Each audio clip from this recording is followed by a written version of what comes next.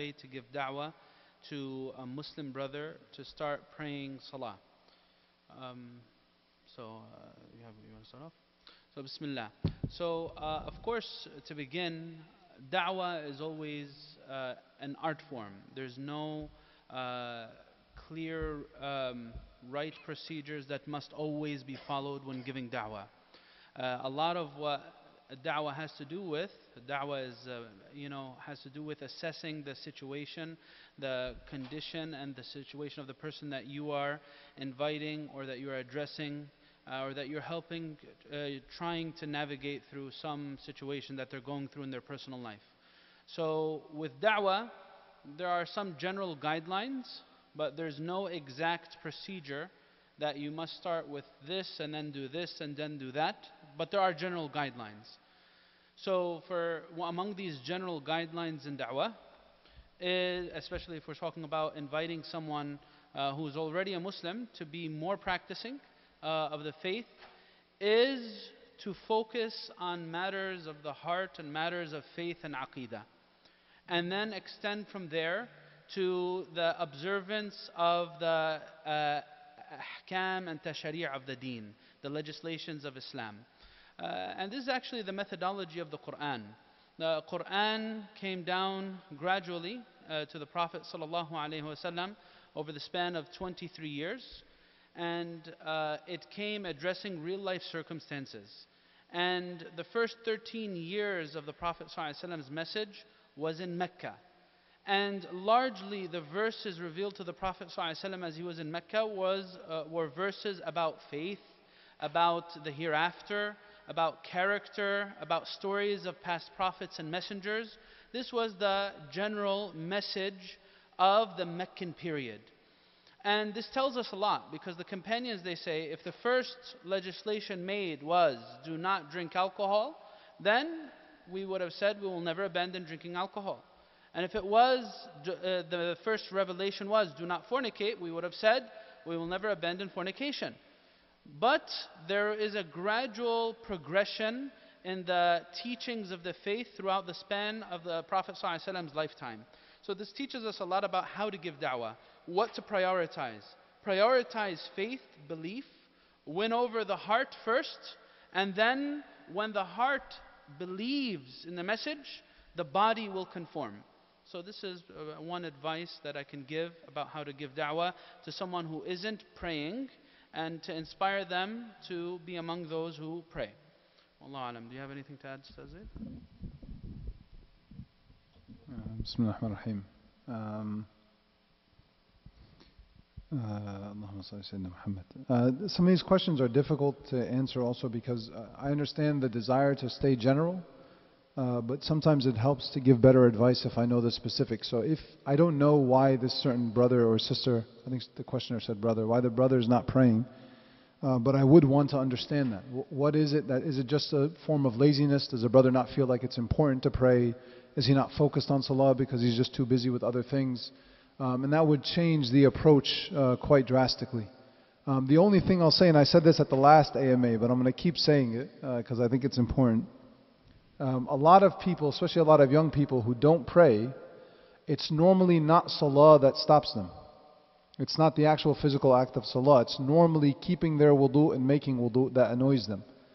And for a lot of people, if you can get them past the issue of wudu, you'll find that they'll start to pray a little bit more. But that, again, that really depends on why the young man is not praying. So for a lot of people, when I was growing up, the real issue was people were just lazy and they wanted to push back wudu as far as possible. They didn't want to get up and put on the water and do all of that. And so there are ways to get around that. One of them is to just, when you use the bathroom, make wudu. And there are other little tips you can give. But if it's a philosophical problem or a deeper problem than that, then that requires a more specific answer, or a more specific question, sorry.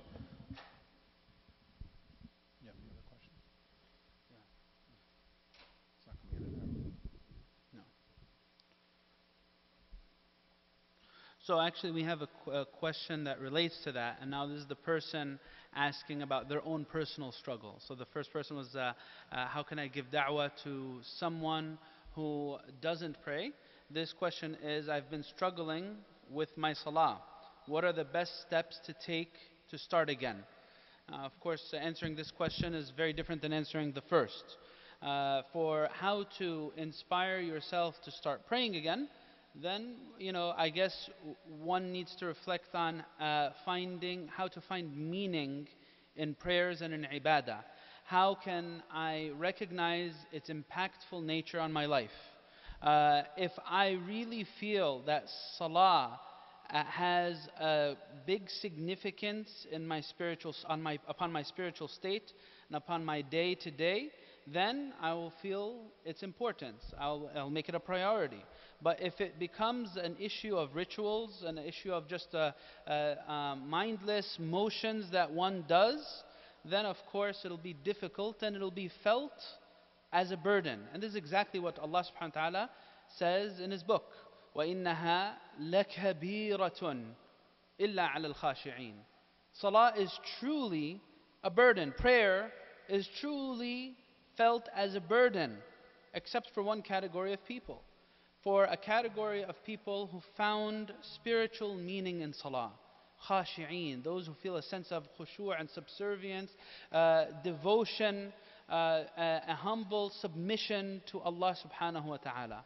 So when you feel the impact of prayers upon you spiritually, it gives it greater significance. And that's the beginning of being able to, making it a part of your daily routine. Because if something is so significant and so important to you, you're far less likely to forget about it in your daily routines. Wallahu alam. You have anything to add? Bismillahirrahmanirrahim. So if someone's asking this question, I imagine they're already convinced and inspired to want to pray. And what they're really struggling with is just staying consistent with it. And so I'm going to go a little bit more. I agree with everything Shaykh Osamah said as a starting point and as a point of improvement on your salah, right? That it requires one to be very deep and reflective upon why they're praying. But spirituality, like a lot of other things about the human being, requires a level of discipline.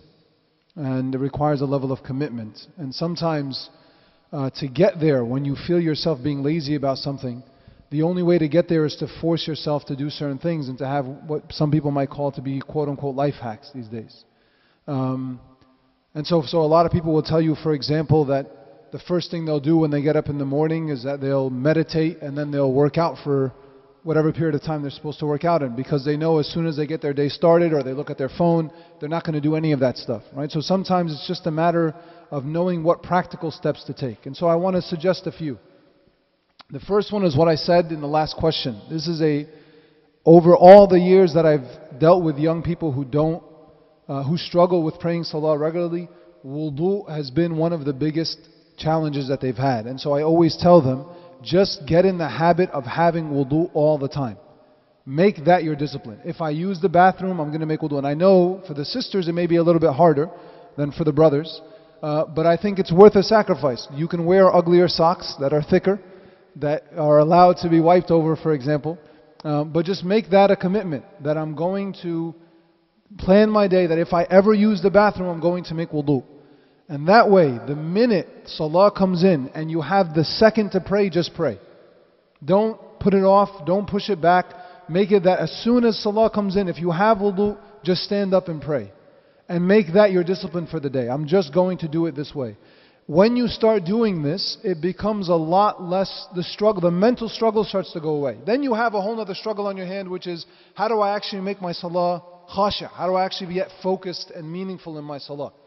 But if you're just struggling with, sometimes I delay salah and I fall out of the time and I'm watching TV or I'm on my phone or I'm hanging out with friends and I get lazy or I oversleep or something like that, then step number one, try to have wudu all the time. Step number two, the minute salah comes in, unless you're in class, just stand up and pray and get it out of the way.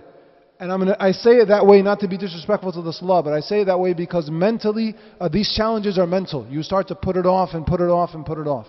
Whereas if you just get it out of the way, the struggle is over, and then this becomes a habit, it becomes regular for you. And then the next phase is, how do I actually develop a deep sense of spirituality in my salah? And we can have that conversation as well. I just want to make a note, if anyone's not comfortable sitting on the floor, we do have chairs that you can sit on. You can feel very comfortable, inshallah, to sit on the chairs as well.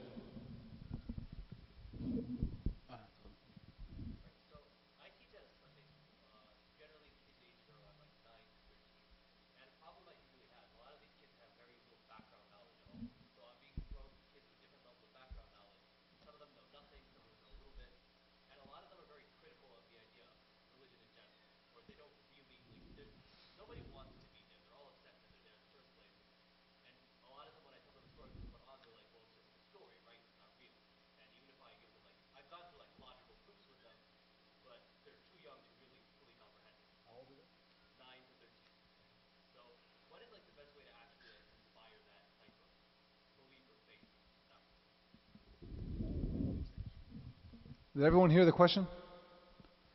Okay, so I'll repeat it because some people said no. So he's saying, Akhuna Hafid is saying that he teaches at a Sunday school locally, and there are a lot of young 9-year-old to 13-year-old kids in these classes. A lot of them don't want to be there, and some of them doubt the religion itself. And when they hear stories from the Quran, they think it's just a story. And so he's asking, what's the best way to inspire belief in them? Right? So I would advise you a little differently. I think the value that you're going to have in that setting is really to make them love the deen through liking you. And I'll explain to you what I mean. I have for many, many years, how many Ghazali students are here? Or former Ghazali students? Oh, Assalamu alaikum. Any others? So I've been giving the khutbahs at Ghazali at least once a month since I graduated. I don't want to date myself, but it's probably been something like 11 years, 10 years. I don't even know how long it's been a while. And I can tell you, after every khutbah, someone will come up and say, oh, good job, it was a great khutbah. And 100% of the time, if I ask them, what did I talk about? There's a blank look on their face. They have no idea. Right? But they all love it. Why? Because it wasn't necessarily the message. And this is not about me. It's not about me at all. They found in me someone that they can relate to, who believes in the religion, who's not embarrassed to say that he believes in the religion, can articulate his beliefs in the religion. And over time, I tried my best, and my wife, well, she's not here today, but my wife knows this. I try really, really hard, especially when I give khutbahs to young kids, to make the story as fun and as engaging as possible. Just let them enjoy the story. Whether or not they leave away with the specific messages that I want is sort of secondary to the fact that I just want them to be engaged, and I want their hearts to start to feel connected in some way. And a lot of times that happens through the personality. It's not about me. I don't care if they like me or not. But in their connection with you, they will begin to sort of connect themselves to the religion as well. So I wouldn't be too concerned with having a 13-year-old who doesn't want to be there, who's there just because of his parents, actually believe or say that he believes. I would just want to do my best that when they're there, they enjoy it to a certain level. They're actually getting some sort of basic knowledge or whatever, but they're really connecting with me on a sort of friendship level. Over time, that's going to have a lot more value than them walking away with actually believing the logical proofs. Most of them are not really going to even listen to you during the logical proofs. Fair enough? So we have another question here. What are the rulings on if a female dies and it comes time to washing her before burial? Like, who can be there for the washing process? Can her husband, daughter, and sons be there and assist in the washing? About washing the deceased, there are certain etiquettes and certain requirements that need to be fulfilled. Of course, for us, washing the body is a form of ikram and honoring the deceased. This should be done with the utmost care. And part of the things that must be observed is, respecting the dignity and the honor of this body that you are washing. Not exposing the private parts, not humbling yourself and being in a state of khushu' while in the presence of this person, of this body whom the person has passed on. So just giving it its utmost care and having a sense of tranquility and sakina. It should not be a place where there's a lot of weeping and a lot of shouting or wailing. And also about those who can attend. If we're talking about actually during the process of washing, meaning before the body is shrouded, then this should be limited to as few a number of people that's needed to actually fulfill the job. But after the shrouding is done, then of course the family can be there to pray for their loved one, to make dua for them, to say their goodbyes. There's no issue with this whatsoever, male or female, it does not matter. But actually during the process of washing, for females, the ones washing should be a female, and for males, the one washing should be a male. And the only exception that some scholars make to this is a husband and a wife. Some scholars, they say that a husband, because there's some ahadith that establishes a husband can wash his wife and a wife can wash her husband. But can the son or daughter wash their mother or father or vice versa, they say no, this is not the case, this is not allowed. It should be limited to the same gender washing each other, except for the case of a husband and wife. Wallahu ta'ala a'lam. We have another question here, just because it's fiqhi, I'll also answer it along with it. When making wudu, I tend to use a lot of water, and instead of doing, for example, my arm 3 times, I'll do it extra to make sure, and it becomes a paranoia. How would you recommend I fix this problem? Now, this is a problem that plagues a lot of people. And it kind of, for some people, it may take away the sweetness of the act of worship and make the act of worship an actual burden. Some people spend maybe 10, 15 minutes in the bathroom trying to fulfill the requirements of preparing for salah. And it's very taxing emotionally. And Islam never intends this to be the product of worship. The ibadah should make you feel a sense of serenity. Worship should make you feel a sense of clarity and purity within. So allowing, I guess what's inspiring this is to thoroughly wash the limbs is a desire to make sure and with full certainty that you fulfilled everything that's required upon you. But in actuality, the Prophet ﷺ teaches us that doing this to an excess is not actually bringing you closer to fulfill what's expected of you. It's actually taking you further away from it. The Prophet ﷺ said that whosoever washes the limb more than 3, washes it 4 or 5 times, فَقَدْ أَسَاءَ وَظَلَمَ. He has done wrong. He hasn't done anything right. He's actually digressing. He's going further away from what's expected of him, not bringing himself any closer to it or herself any closer to it. So one should never allow these thoughts to plague them, and they should cut them off right from their roots. Just do and especially this type of person, I would recommend that you limit yourself to the minimal. Don't even think of it twice. Just do the minimal and move on, because you do not want to open the door for these thoughts to take a hold on you and to make you feel the burden of performing the act. Wallahu a'lam. I'll just add one thing, in case this is what the questioner meant. I struggled for a long time. I still struggle in my life. I have my father used to make fun of me quite a bit about this. I have like a dreamer's mind, right? My mind typically wanders, right? Whatever I'm doing, a lot of times I'm not actually where I am. This is why I'm such a bad driver. My mind's not actually on the road. And so I used to have a bad habit where I'll be in the middle of wudu and then I'll stop and I can't remember where I was in wudu. And so the real challenge wasn't the fact that I kept redoing it over and over. The real challenge was that I had to teach myself to just focus on what I'm actually doing. So if that's a challenge you're having, I would second or confirm or reaffirm what Shaykh Osamah said. Do the bare minimum, which in many cases is just 1 on the arms. But do your best to absolutely focus in. That's really where your challenge is. It's not with the waswasa afterwards. If you focus in the first time, you won't have the problem to begin with, inshallah. Fadl Shaykh.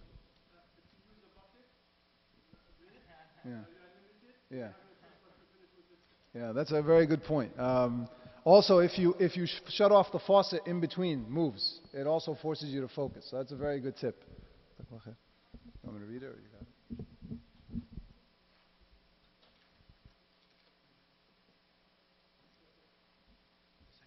I just don't feel like practicing. You want to take it? So the question is, the next question we have coming in the text is, what is the best way to make make da'wah? The best way to advise and guide the Muslim brother who has doubts about Islam and thus doesn't feel like practicing. So is this related? Is that what they're saying? Yeah, but this is the same person. Man. Oh, so it might be related. Okay. So what is the best way to give advice and guide a brother who has doubts about Islam and thus doesn't feel like practicing? The first thing is, when someone has doubts, it is important to acknowledge them, honor them, respect them, and have serious conversations and honest conversations with them. Those of you who have been to these AMAs and have come to the Sunday forums, you know what Shaykh Osamah and I's position are on this.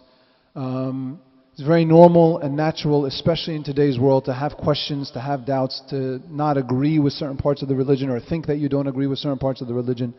All of that needs to be respected from the person's critical mind and dealt with a level of dignity and respect. Point number 2, I've said this in every Sunday forum, be honest. Right? Like if you don't know the answer to something, just acknowledge, that's a really good question. I don't have an answer to it either. Why don't we go, or give me some time to go look up an answer, or why don't we discuss this again, or let's go ask someone who may have the answer. And then number 3, if you yourself don't have solid enough answers to these doubts, don't try to force an answer in, and don't get angry and frustrated and get emotional in the argument. Rather just step away or guide the person to somebody else, or you yourself go and learn what the answers to these questions are. And when they are when you're convinced of them yourself, you can then articulate them properly. And then the last point I'll make, and we've said this at every Sunday forum as well, no human being, nobody, comes to believe in anything purely from a logical or a factual or a rational perspective. Everything is a mix, right? So there's going to be some rationality, there's going to be some logic, there's going to be some emotion, there's going to be some experience.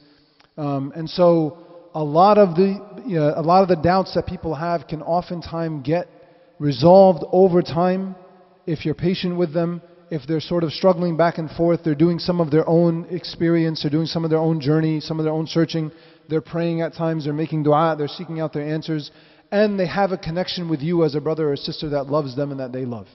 Nobody comes to believe with firm conviction purely out of rationality. And this is one of the wisdoms of actually sending down prophets and having human beings who are the vessels of this message. Because there has to be a bit of a connection for people to come to believe in anything. And I hope that helps, inshallah. تفضل.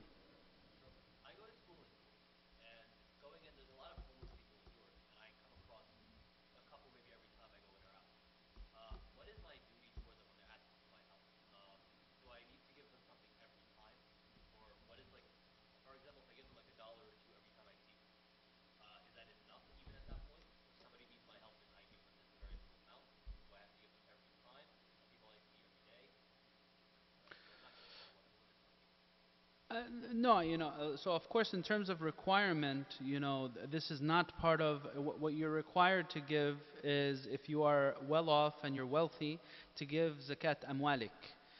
In terms of requirement and wajib, meaning if you do not comply with it, you are committing a sin.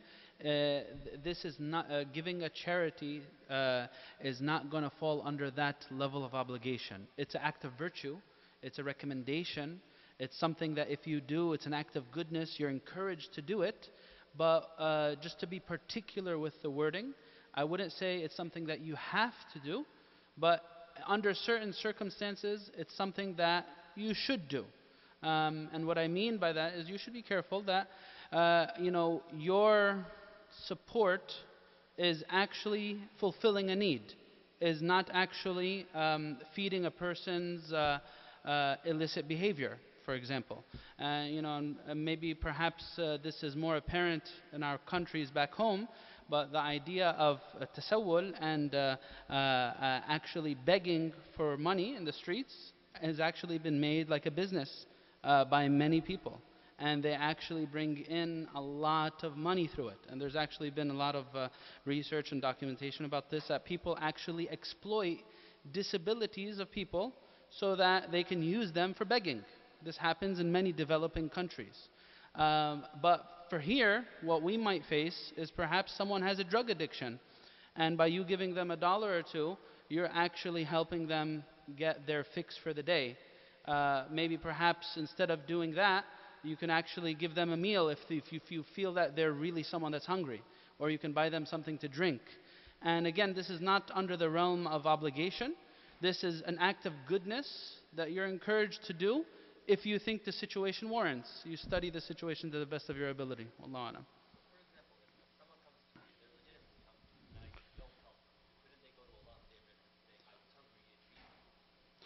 a'lam. Well, that's true. There's a hadith of the Prophet ﷺ in which he says that whosoever sleeps, that there is great blame upon one who sleeps and his neighbor is hungry. This is truly a virtue, an act of virtue. But we need to separate between recommendation and obligation. Because sometimes it might seem that a person is genuinely hungry, but there's many institutions that take care of the hungry. And not many people, especially here in America, actually die from that hunger. There's a lot of homeless shelters. There's a lot of charity organizations that you could direct them to. That's why when someone comes asking for support in the masjid, we often direct them to fill out the particular procedures, and we discourage having the general public in the masjid going to give them financial support, so that there could be a verification process, that I actually know this person's situation and what are their financial needs, and I assess them, and then I give them the need that's suitable for them. If you really know for certain that this person in front of you is actually in starvation and really hungry and they need the support, then it makes it a greater responsibility upon you to make sure that you try your best to find them support, whether you direct them to a charity organization or a shelter, or that you give them whatever you can. Wallah. I don't disagree with anything Shaykh Osamah has said, but I want to, if possible, emphasize it from a slightly different angle. I understand everything Shaykh Osamah is saying. We don't want to suggest that there's anything required. And this is what happens when you have an actual scholar. He's going to worry about the fiqh and being very particular. May Allah Ta'ala preserve him for us. I do, though, I think one of the things that concerns me these days about our community is because we have these concerns at times, that people may be playing us, they may be lying, they may be deceitful. We've made something that I think the Rasul ﷺ and the Sahaba taught us to be very personal. We've made it very impersonal. And it changes a great deal when you're faced with the actual hunger of a person or the need of a person than when you're just giving a donation online to an organization to then care for. And so what I would advise myself and everyone here, and it's not easy when you're facing it day to day, when someone's interrupting your day-to-day life, it becomes a lot easier for you to sort of get annoyed, to disregard them, to forget about them, and to give yourself the justifications that inshallah there are other people taking care of it. I would suggest to myself and everyone here, if you know that there's a good chance that you're going to see people on your way to school or to work that are going to need something, prepare for it in advance. Have something small, even if it's not money, have something small that you can give them, and give them that. If you're worried that the money may go to some illicit behavior, get in the habit of having some sort of snack, some sort of drink, something that you can give them, only because it really does keep the heart softer, and it keeps you more thankful to Allah subhanahu wa ta'ala for what you have when you force yourself to deal with people who are in need. And if you're not giving them what they want and they're really playing you just for money, they'll stop asking you. And you'll get the frustrated reaction from them. And they'll eliminate themselves from the equation. But the vast majority of people, even if what they really wanted was the money for the drugs, they may still want the food until they'll take it. That's an ajr for you. It's a good deed for you, and it's something that keeps the heart soft, it keeps you more connected to Allah, and it keeps you more thankful for your money. I would get worried for myself if every day I was seeing someone who needed and I never gave, or I would just purposely sort of overlook. If I can't that day because I just ran out or I was in a rush, fine. But if I know that I'm going to face it, I would want to do my best, even if it's just something small. I don't want someone to ask and I don't give, because I ask of Allah and I want Allah to always give me. And Allah is in the eye of the slave as the slave is in the eye of his or her brothers and sisters. Wallahu a'lam. Are there any other direct questions? Okay.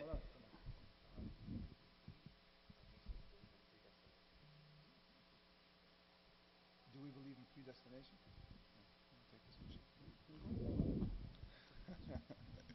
Shaykh, fasting on the hard ones. In simplest terms, yes. Right? We believe in qada and qadar. Right? We believe in it's one of the articles of faith that we believe that things are predestined and written for us. what does that mean, and the specifics of what does that mean, and do we have free will or don't have free will. I don't know that we want to get into all of the details now. 7 minutes before Isha, Qamat al-Isha comes in. But I will try to keep it simple. We do believe fundamentally that everything is predestined.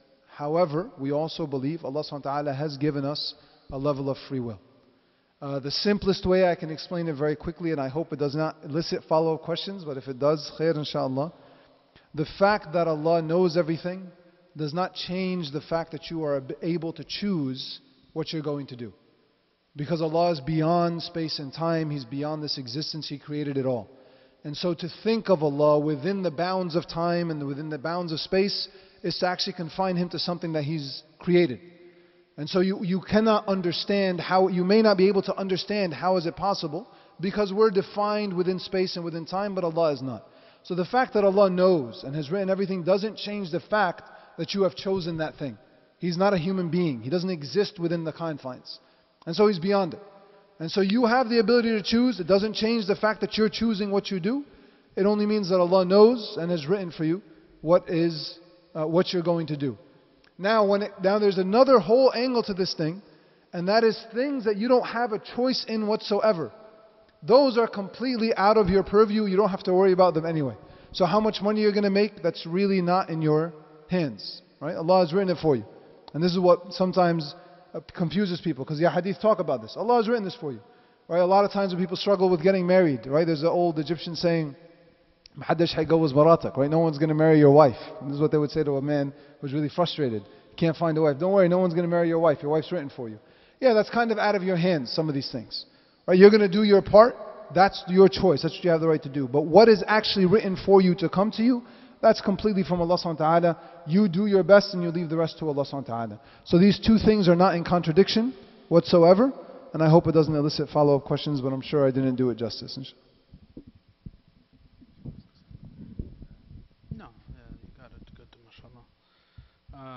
Okay, so I have a question here about zakah. Is there a simple way to calculate the 2.5% zakat that we are supposed to pay yearly in regards to property owned and money in the bank and so on and so forth? And in the very end of the question they ask, and as a separate question, where can the zakat be given? Taking care of your elderly parents with it doesn't count since they are your responsibility. What about a needy aunt, uncle, or cousin? All right. So zakat, of course, is it takes up an entire chapter in the books of fiqh, and it takes some time. It could have its own workshop in explaining what zakat, almsgiving, actually is, and what are its rules, and where does it apply, and what should it be spent towards. But in general, just as a general advice, you can find zakat calculators on many websites online. If you need it, and they'll actually take in all of your information, and they'll deduct whatever is to be deducted. They'll ask you to fill it in, and they'll tell you how much zakat you owe. If you need any particular help, you can always, of course, approach me if you have particular questions about what is to be deducted, what's to be considered in zakat. About the last part of the question, who can you give zakat to? Can you give it to a needy aunt or an uncle or a cousin? Anyone that you're not required to financially support according to Islam is someone that you can give zakat to. So who are you required to financially support in Islam? You're required to financially support your children, your wife, your parents, if they are in need. Otherwise, you can give them zakat. Other people, like your siblings, your brother, your sister, your cousins, your aunts, your uncles, all of these, if they are needy and they meet the zakat requirements, then you can give them zakat without a problem. Wallahu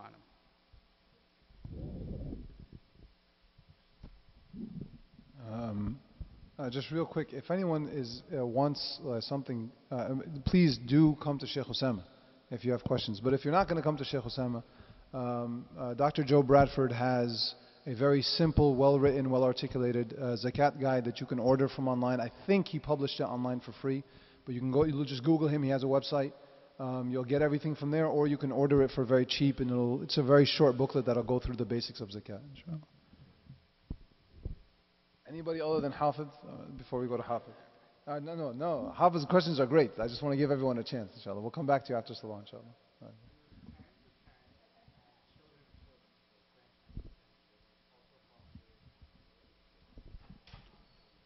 right. Yeah, so al-usul wal-furu', anyone from your ancestors or your offspring would all be under your financial responsibility if they are financially in need.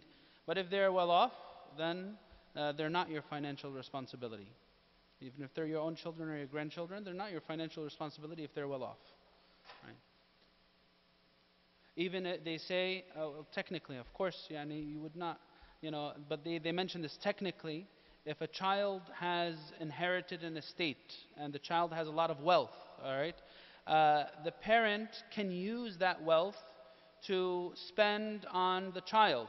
They don't need to use their own wealth to spend on the child. They use that wealth to spend on the child's education, the child's clothing and lodging and expenses, and so on and so forth. Say if the child inherited a large estate from their father who passed away, and the mother is taking care of that child, the mother can spend from that money on her child to provide for him. So, if the child has wealth, then it's not the parent's responsibility. So it's time for Salah now. So we will pray Isha and then we'll continue right after. Jazakumullah khair.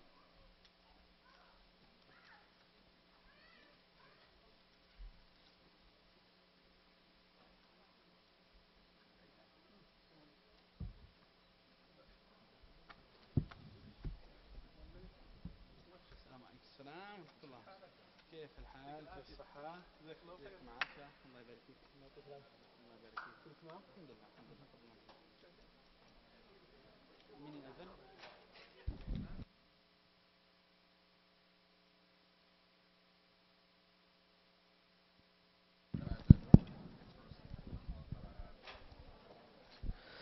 الله أكبر الله أكبر الله أكبر الله أكبر أشهد أن لا إله إلا الله أشهد أن لا إله إلا الله أشهد أن محمدًا رسول الله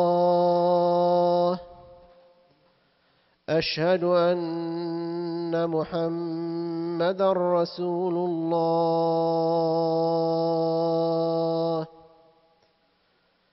حي على الصلاة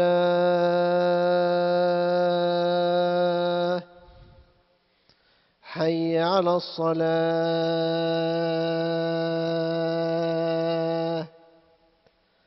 حي على الفلاح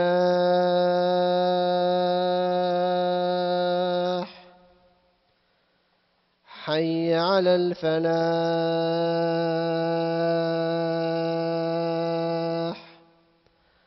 الله أكبر الله أكبر لا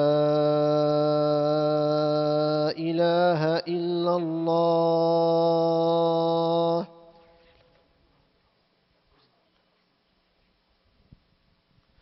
الله أكبر الله أكبر أشهد أن لا إله إلا الله أشهد أن محمدًا رسول الله حي على الصلاة حي على الفلاح قد قامت الصلاة قد قامت الصلاة الله أكبر الله أكبر لا إله إلا الله أحسن الله يا سيدي شكرا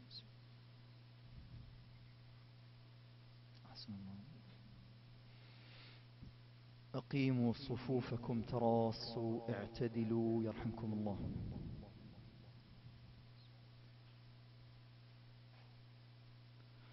الله أكبر.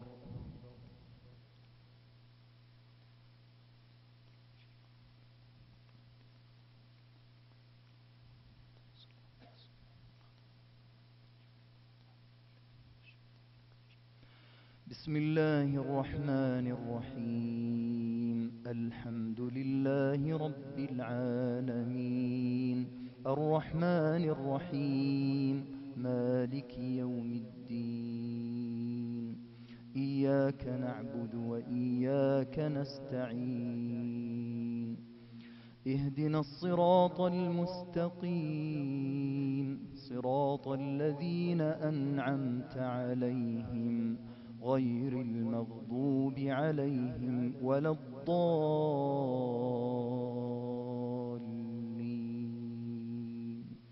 آمين.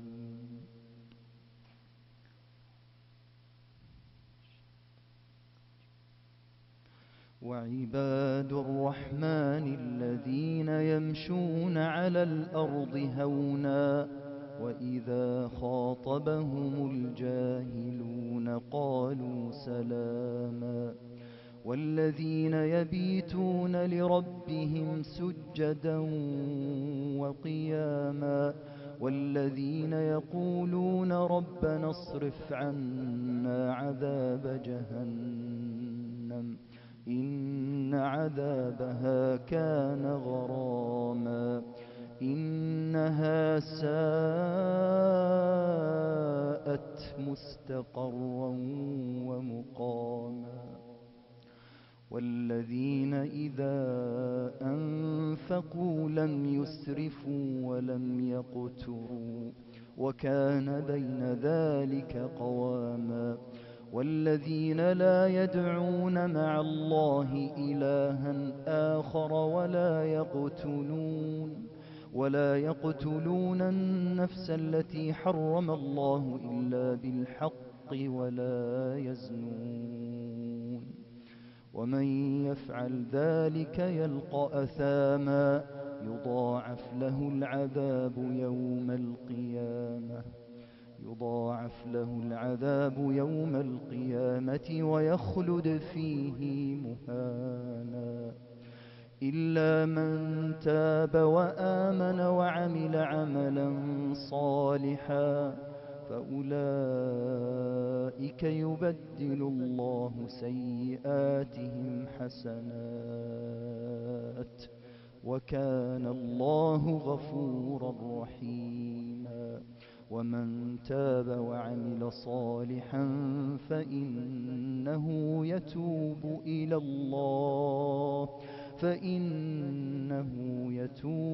إلى الله متابا. الله أكبر.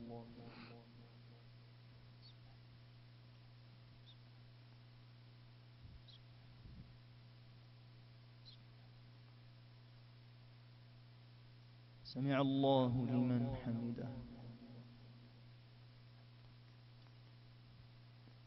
الله أكبر.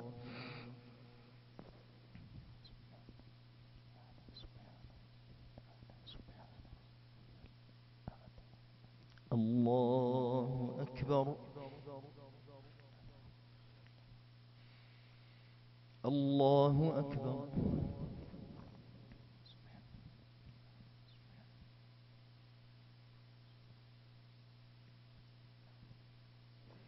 الله أكبر. بسم الله الرحمن الرحيم. الحمد لله رب العالمين الرحمن الرحيم مالك يوم الدين. إياك نعبد وإياك نستعين. اهدنا الصراط المستقيم صراط الذين أنعمت عليهم غير المغضوب عليهم ولا الضالين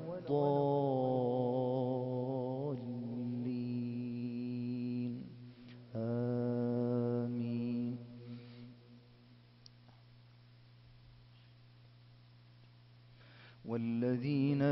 يشهدون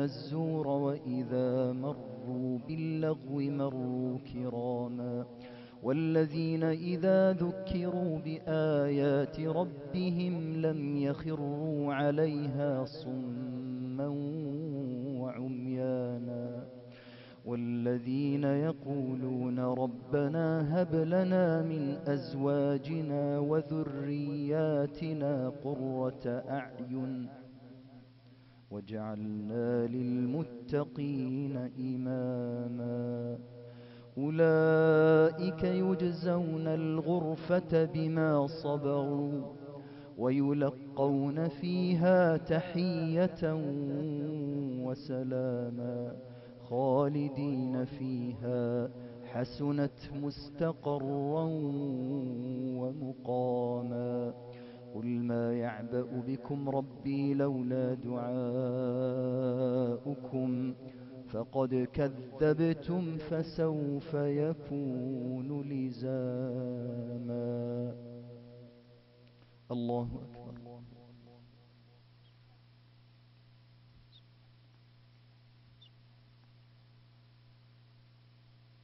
سمع الله لمن حمده الله أكبر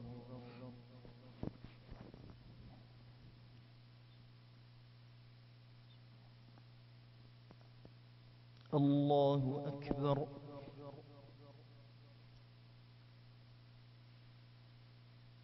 الله أكبر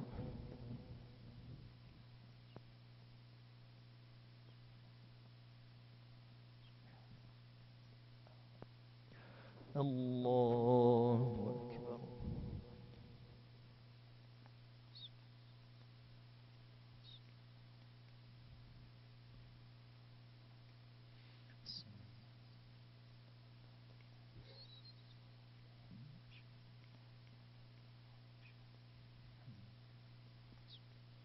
الله أكبر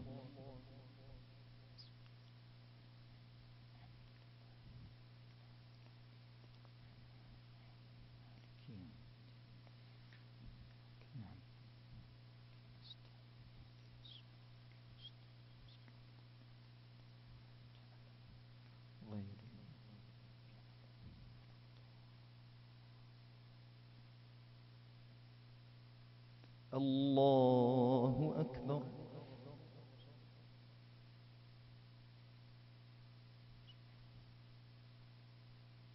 سمع الله لمن حمده الله أكبر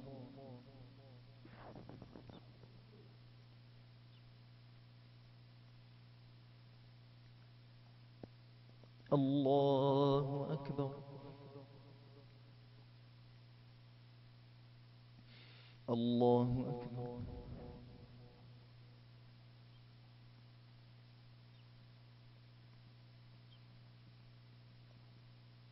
الله أكبر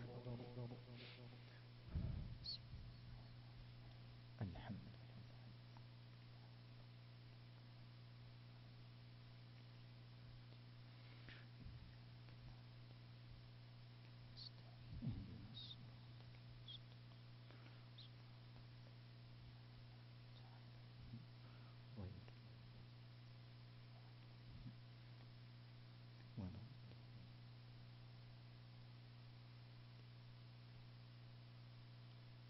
الله أكبر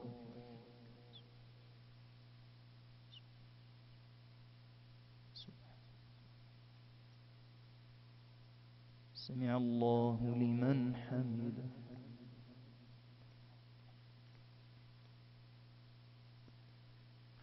الله أكبر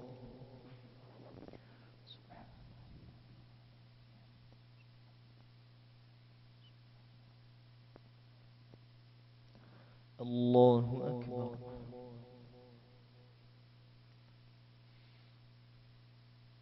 الله أكبر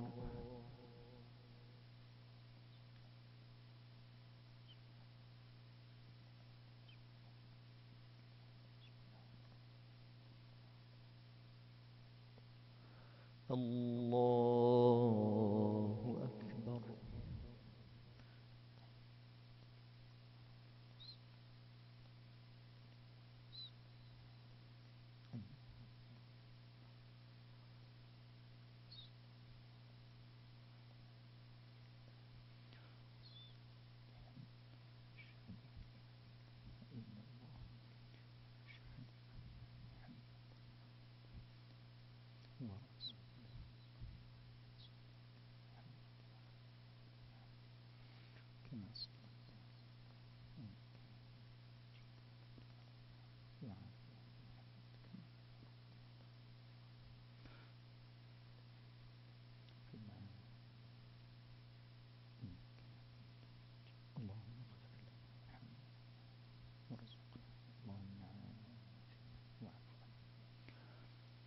السلام عليكم ورحمة الله. السلام عليكم ورحمة الله.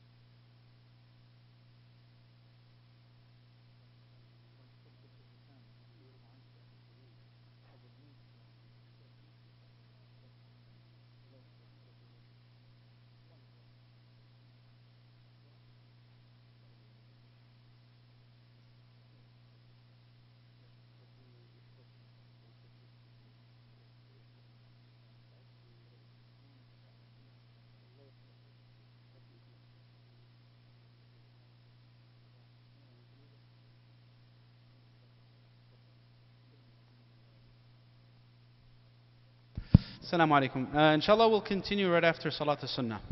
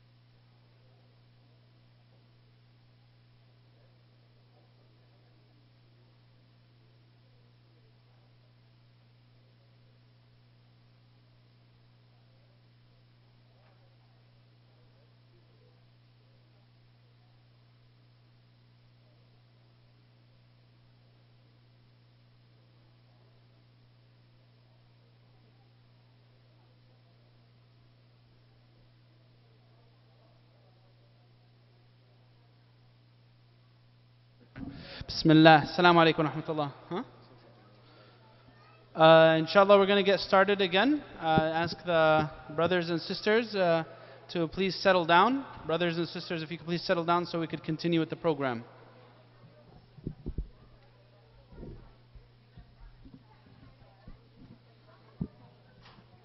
Assalamu alaikum wa rahmatullah.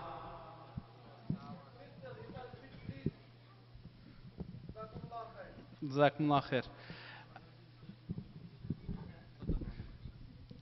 Bismillahirrahmanirrahim. I just want to make a couple of points. First off, I joked about Talal's question about predestination, that I really hope that there's no follow-up questions. It's called Ask Me Anything for a reason. So I don't want anyone to feel like they can't ask a question that they want to ask. So that was completely a joke. Ask away. If Allah wills that we can answer it, we'll answer it. If we can't, we'll say we can't, inshallah. But I don't want anyone to feel intimidated. Please feel comfortable to ask any question you want. What was that?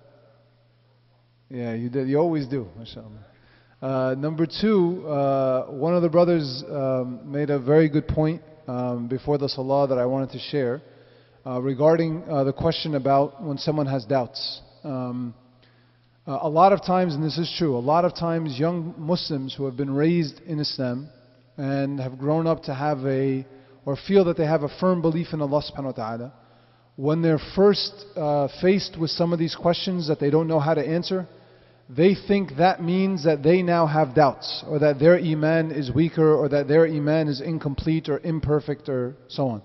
That's not the case. It simply means that you haven't thought about this issue, or you don't know how to articulate it yet. Sometimes you have something inside, you just have never put words to it yet. And so the fact that you haven't been able to answer something does not necessarily mean that you are less of a believer, or that you now have doubts, or that you now have to be worried that you're somehow getting weaker. That's not the case at all. It's a very good practice for you to learn how to articulate your thoughts on these things. And unfortunately in today's world, no one can get by with unarticulated reasons for believing. Right? You're going to have to face these challenges as a young person growing up in this country. Ultimately, it's something that makes your belief far, far stronger. So when I went through my own sort of process of answering these questions, wallahu alam, I feel I came out a much stronger believer than I went in. But the fact that you don't know how to answer a question doesn't necessarily mean you don't believe. It's perfectly acceptable and rational and logical and consistent for you to say, I don't have an answer to this question, but I have no doubt in Allah, and I have no doubt in Muhammad sallallahu alaihi wasallam, even if I don't know how to answer this question today. Jazakumullah khair. Bismillah. Before I answer the next question, I just want to bring to everyone's attention that the sisters from the girls' youth outside, they're selling a few different things for raising funds. They're doing a little bit of fundraising for the girls' youth programming at the masjid. So if on your way out you can support the girls' youth, then please do so and buy some of the things that they have. Jazakumullah khair. One of the questions that we have here is, what are the qualities that makes someone a suitable leader? What are the qualities that make someone a suitable leader? Now, of course, this is a very general question because the nature of this leadership position is not specified. What do you mean the qualities of a good leader? Do you mean the leader of a household, a father or a mother, or a husband or a wife? Do you mean the leader of an organization, leader of a community? You mean political leadership, social leadership? What type of leadership are you speaking about?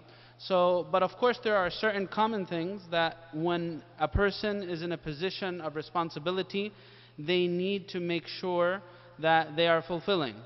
Now, one thing to keep in mind about the issue of leadership is, from our perspective as Muslims, it is not something, leadership position is not something sought in and of itself. It is actually viewed as a burden, as a great responsibility. And that is clarified in the hadith of the Prophet ﷺ when Abu Dharr came to ask the Prophet ﷺ to put him in a position of leadership. And the Prophet ﷺ told him, إِنَّهَا أَمَانَةٌ وَإِنَّهَا يَوْمَ الْقِيَامَةِ خِزْيٌ وَنَدَامَةٌ إِلَّا مَنْ أَخَذَهَا بِحَقِّهَا. Prophet ﷺ said, it is a great trust. And on the Day of Judgment, it'll be a source of great regret and humiliation, except for one who fulfills it with its due right. So, leadership is a responsibility, and it's not something sought in and of itself. The qualities of a good leader.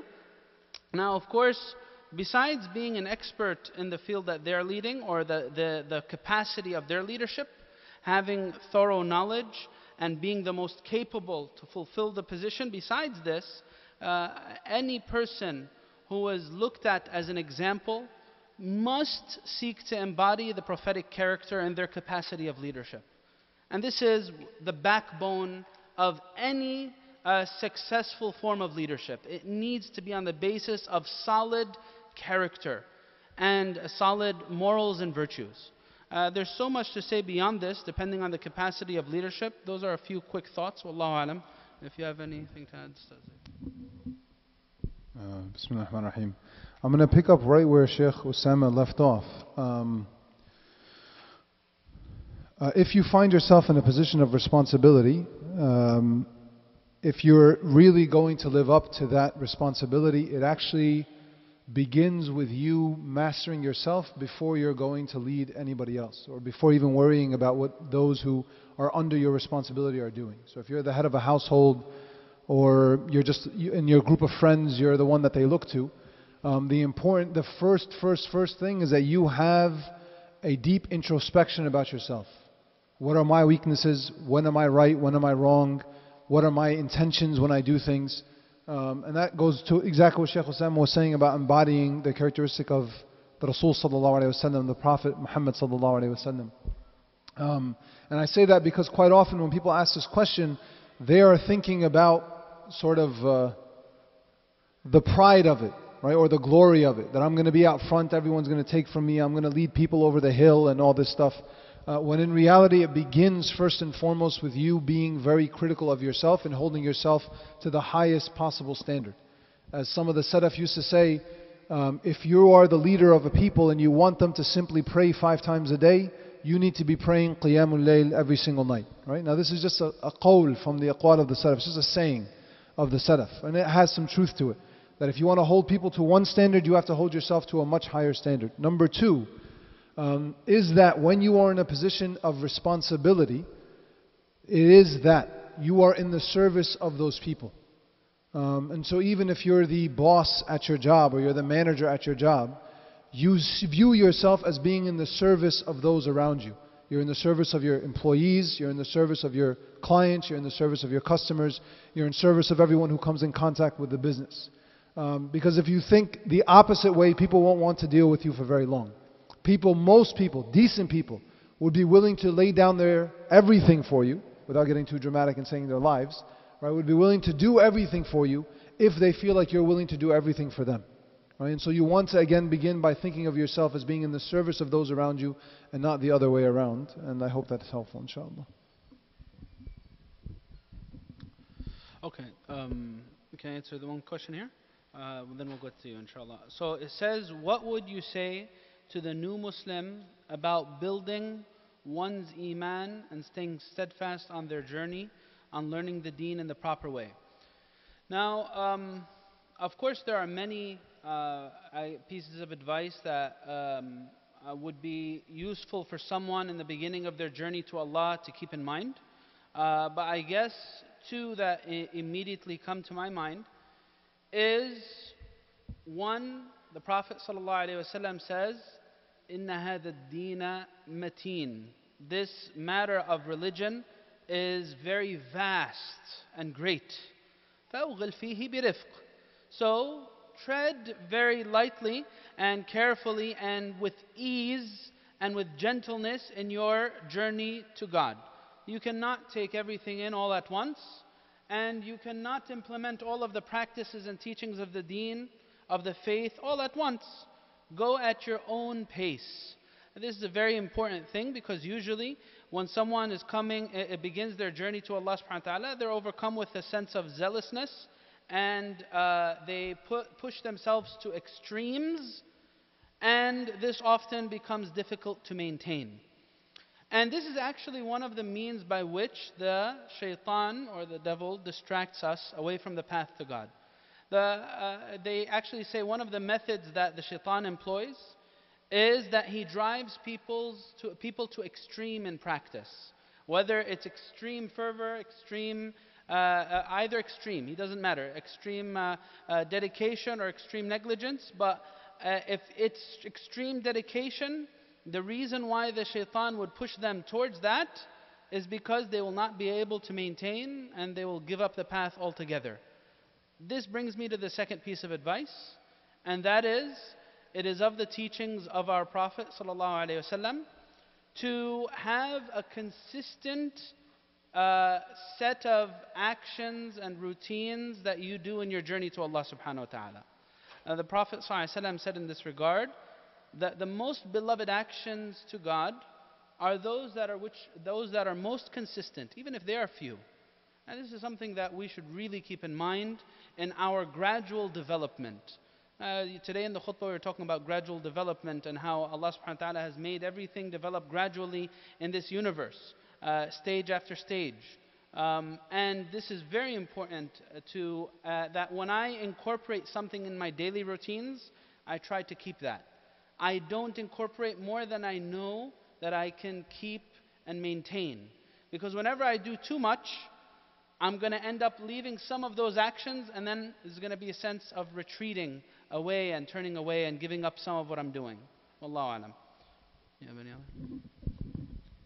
Yeah, the only other thing I'd add, I think those are beautifully articulated points from Shaykh Osamah. The only other thing I'll add is do your best to surround yourself and put yourself in surroundings of other people who have Iman. And this is especially challenging because the Muslim community in America, and specifically the Muslim community in northern New Jersey, we're a very tribal group, and we like to stay within ourselves. And so very few of us open up our hearts and our homes and our friendships to people that we didn't grow up with, or who don't sound like us, or have backgrounds like us, or look like us. And so for a lot of people who come into Islam, they don't find it easy to find new households, new families, new friends to be a part of. One of my friends, and I would consider him an older brother, who's a convert, he actually teaches classes now on Islam in the South. He always tells other converts, I don't want to hear you complain. I'm not saying this. I don't want anyone to say Zaied is saying that. I'm not saying this. This other convert brother says it all the time. He says, I don't want to hear complaints anymore from converts that, the doors haven't been open to you wide open. Force yourself in. If you feel like someone's kind of shirking their responsibilities, invite yourself over. Call them up. Be the annoying friend. That's perfectly fine. Most good Muslims will actually adjust. They'll find the time for you. We're just bad at it. And I'm saying this about myself first and foremost. As a community here in northern New Jersey, we're not very good at this. And so if there is someone who's new to Islam and they're finding it difficult to find new family members or new friends, don't be embarrassed. Push a little bit, and inshallah, Allah will open the hearts of some of us to you, and they'll make it a little bit easier for you. But do try to find new friends and new families that you can be a part of, inshallah.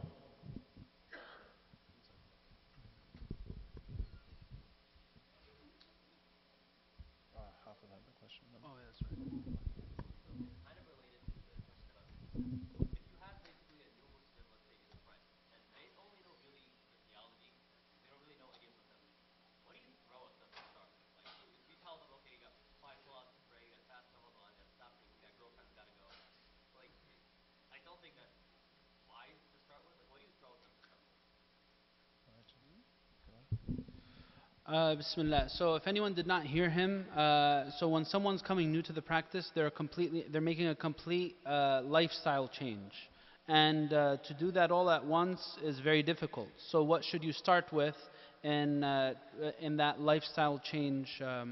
Basically what I would encourage is focusing on the foundations and the essentials, what we call fard ayn, that which every Muslim is expected to fulfill on their own, and then build up from there. So the very first thing that you should start with is focusing on the basics, the arkan of Iman. And then after that, the arkan of Islam. And the arkan of Islam is the 5 daily prayers, the fasting of Ramadan, and the zakah if they're well off, and the hajj. But besides that, have most of your discussion catering to developing a strong sense of belief and spirituality, focusing on the aspects, the heart softeners, speaking about the Day of Judgment, speaking about heaven and hell, speaking about some of the beautiful aspects of the Quran. Focus more on the side of tabshir instead of tanfir. Give good emotional support, encouraging thoughts and ideas. And those positive thoughts and ideas should be before the warning or the consequences or the punishment, because this is the basis of Allah subhanahu wa ta'ala is dealing with us. Sabaqat rahmati ghadabi. My mercy supersedes my wrath and my anger. So Allah alam, this is some thoughts that I would think are very important. Basic teachings only, and mostly having discussions revolving around the articles of faith. Wallahu alam. I also think it's an art form that you're going to have to sort of train yourself in. You don't want to allow sins theoretically, and you don't want to allow shortcomings, but you also don't want to insist or push too hard that they completely change everything about themselves in one moment, because people are just going to naturally struggle with some of those things. Even if they go to the extreme that Shaykh Osamah was warning about. Right? I've known plenty of people when I was in college who were relatively new Muslims, who grew out the beard, they had their pants rolled up, they were wearing the thobe, everything was very, hardcore, but they were still committing some of the major sins of Islam in their secret private lives. And so it's a very difficult thing for people to let go of. If they bring it up, you don't okay it, right? It's an art form. You don't necessarily say, no, it's okay, keep doing it. But you also don't get too harsh and too difficult and push them too far that if they don't stop it immediately, then they're destroyed, right? That's not what we do. We try to sort of, push them gently down the path, inshallah.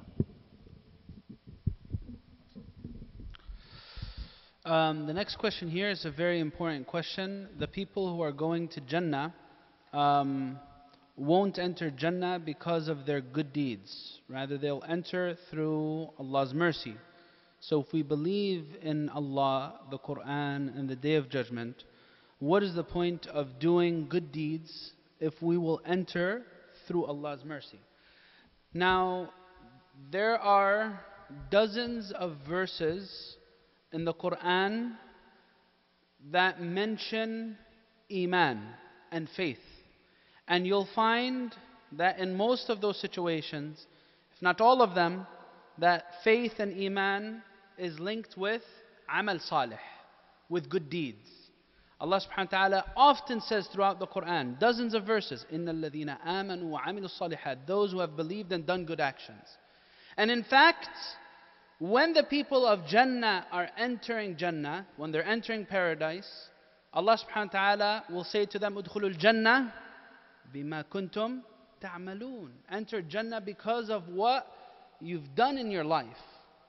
Now, how do we reconcile between that, mentioned so many times about the people of Jannah throughout the Quran, and the fact that the Prophet ﷺ said that everyone will enter Jannah by means of the mercy of Allah?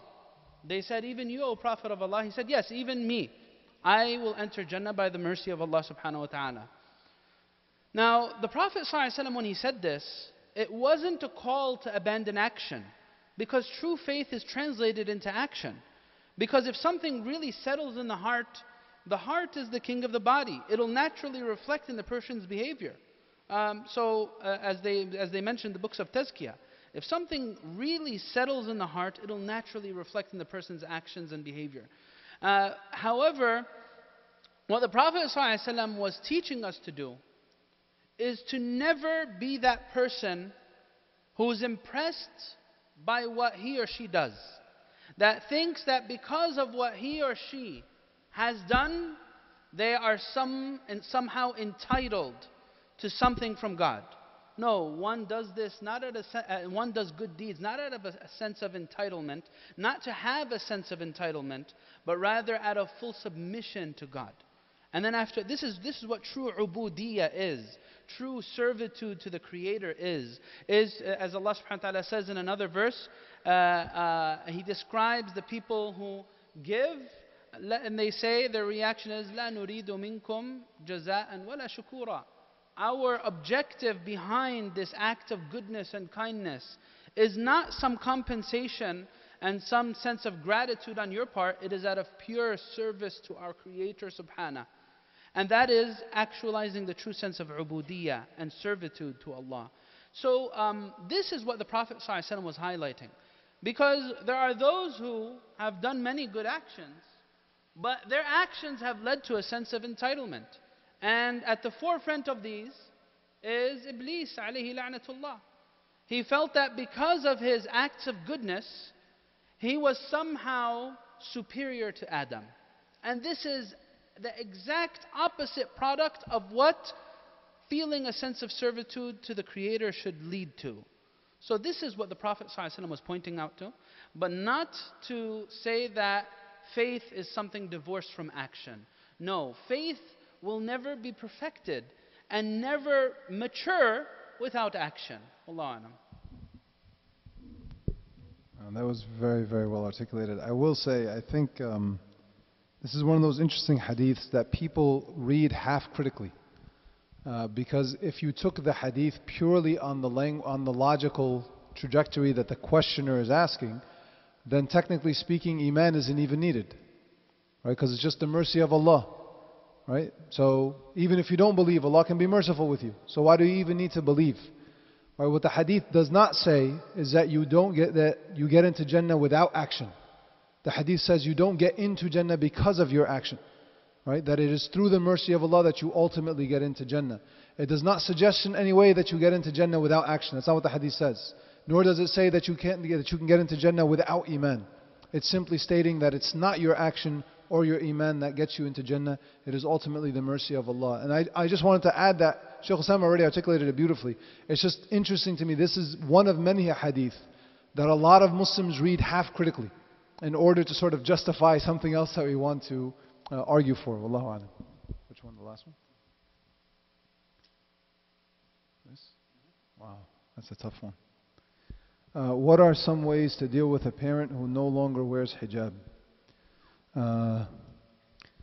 Number one, our parents deserve always, no matter what they do, they deserve our love and our respect and our kind dealings and our kindness and our politeness. We are never, ever, ever to think ourselves higher than our parents, better than our parents, or that we have the right or the responsibility to be harsh with them or hard with them or look down upon them. Secondly, most kids do not have the type of relationship with their parents where their parents will take and give with them honestly and critically. And so if you don't have that relationship, then I don't think you should push the issue too much unless your mother brings it up with you. If you're going to continue to wear the hijab, wear it. Be a loving, honest, sincere daughter to her or son to her. Obviously you don't have to wear hijab if you're a son.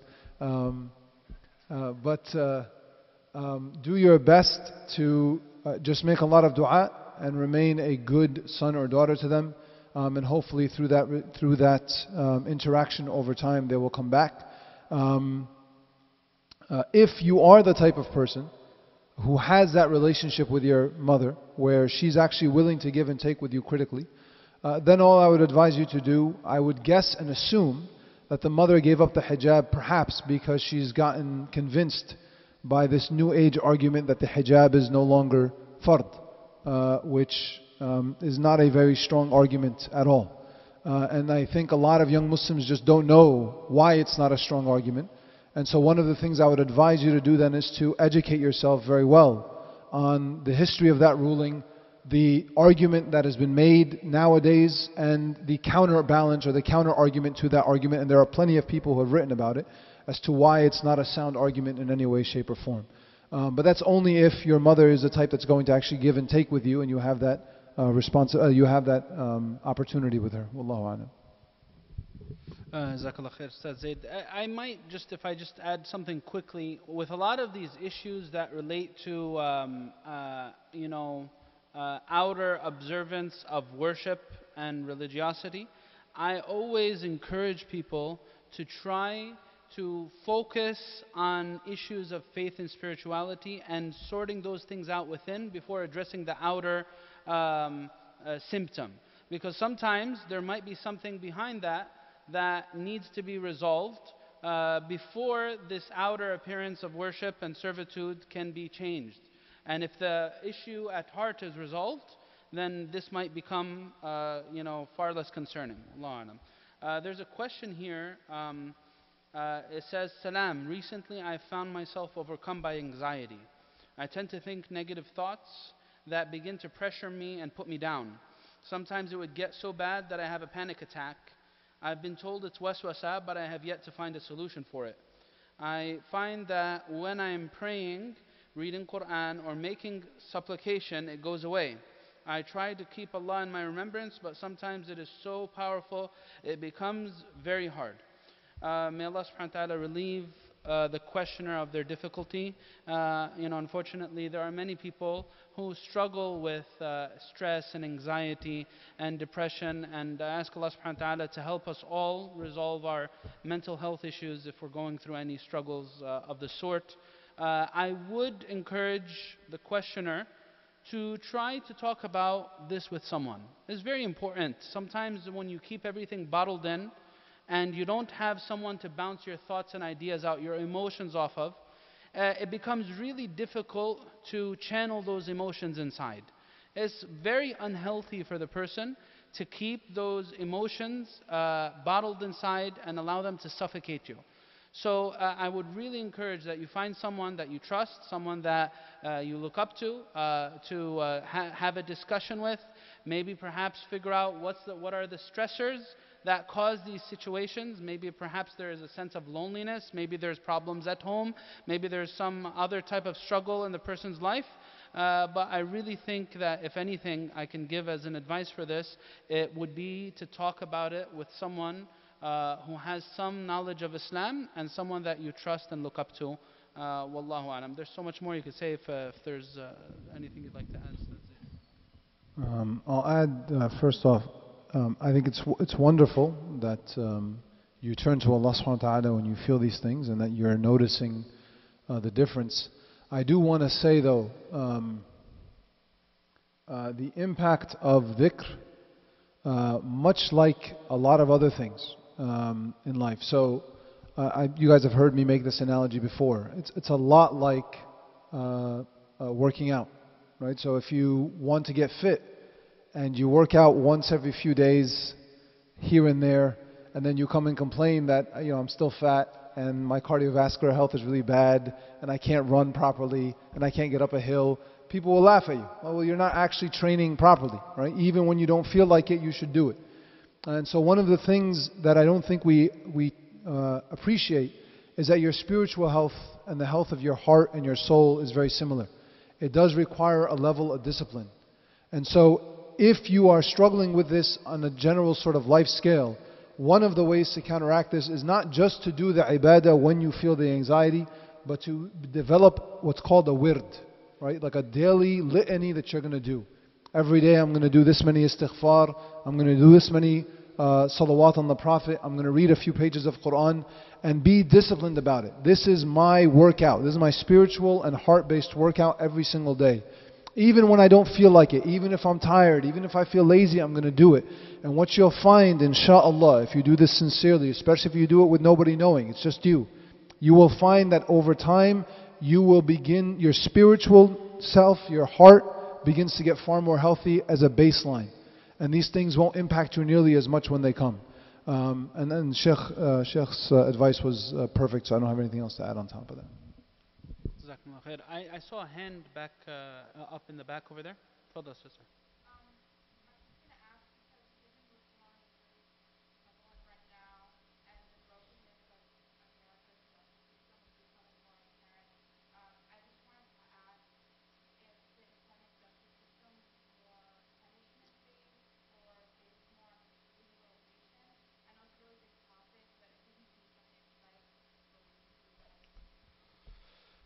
Yeah, that's definitely a very big topic. It's an academic thing that you should read some books on, like Islam's philosophy on justice and Islam's philosophy on reform. Absolutely, definitely, the the I guess systems in place in a Muslim society or in a khilafa, I guess if you want to say, are meant to be spawning from the religious teachings. They're not meant to just simply increase the punishments and the consequences for someone when they do wrongdoing. Islam, in fact, for this reason, Sayyidina Umar, when he was Khalifa, there was a drought and famine.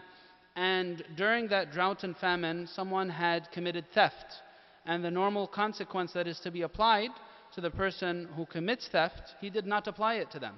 Because he said that if this person was in such need that he resorted to theft to provide for himself and for his family, then the hudud tudra bishubuhat, that the punishments should be avoided when there is any element of doubt that society did not afford this person the means to live, so then how can he be punished? That's one example of how in Islam there needs to be the social systems in place in order to deter people away from committing wrongdoing.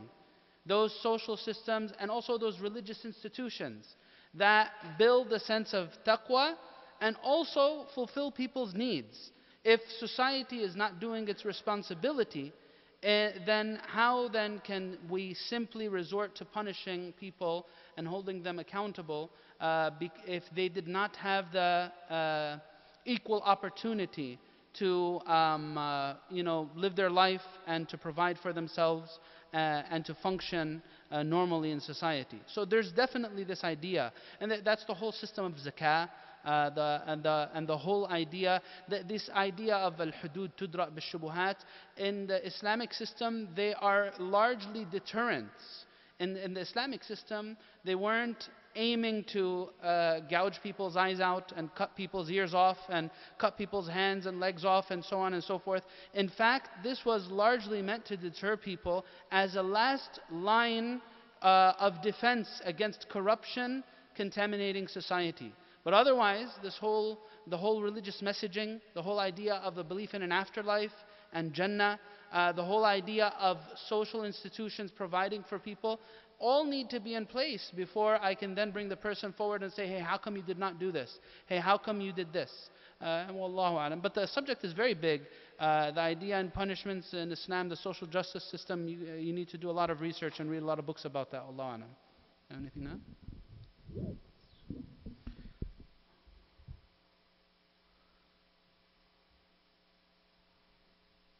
Alright, so there's this question. Unanswered. Let's see what. Alright, so we have a question here. Is it haram to marry a non-Muslim woman, but at the same time she respects your religion and she's okay with it? Now, these types of things I do not like dealing with on a fiqh level in terms of halal and haram. Marriage is one of the most critical decisions you'll possibly make in life. And just because something is okay doesn't mean you should go ahead and do it. Especially when it comes to the issue of marriage. Because there are so many things that are built upon this decision, so many repercussions for this decision that may last for years on end throughout your life. So just because someone is on the same religion, that they're a Muslim and you're a Muslim, doesn't mean that they're necessarily a good partner for you in marriage, right? So this idea of, is it haram to marry a non-Muslim woman? I would not encourage you approaching the issue of marriage on the basis of halal or haram. No. There's so many things you need to consider before making that big decision. Now, of course, the character and the life goals of the person you're choosing to live the rest of your life with are very important when it comes to deciding who to marry, whether they're Muslim or non-Muslim. Sometimes the person might be Muslim, but they have such awful character, and you'll not be able to make decisions alongside them and lead the household along with them. That is a very important thing. Character is one of the fundamental things. And also the life goals. If you're devout and you're a Muslim and your objective in life is to enter Jannah, then it would make sense that you marry someone who is like-minded, that's on the same wavelength, that has the same objective as you, especially if that defines your purpose in life. If your deen and your Islam defines your purpose in life, then I don't see how you can make the decision to live with someone who has a completely different purpose or sees a completely different purpose for their life. So, Wallahu Alam, that's just some food for reflection and food for thought about this issue. And I'll leave it at that. If you'd like to add something. Does anyone have any direct question they'd like to ask? Any direct questions?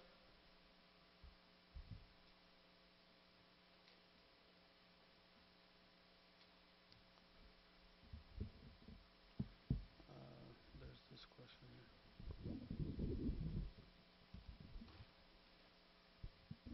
here. So there's a question about Shaykh Osamah mentioned to Hafiz's question about focusing with a new Muslim. Shaykh Osamah mentioned the pillars of Iman.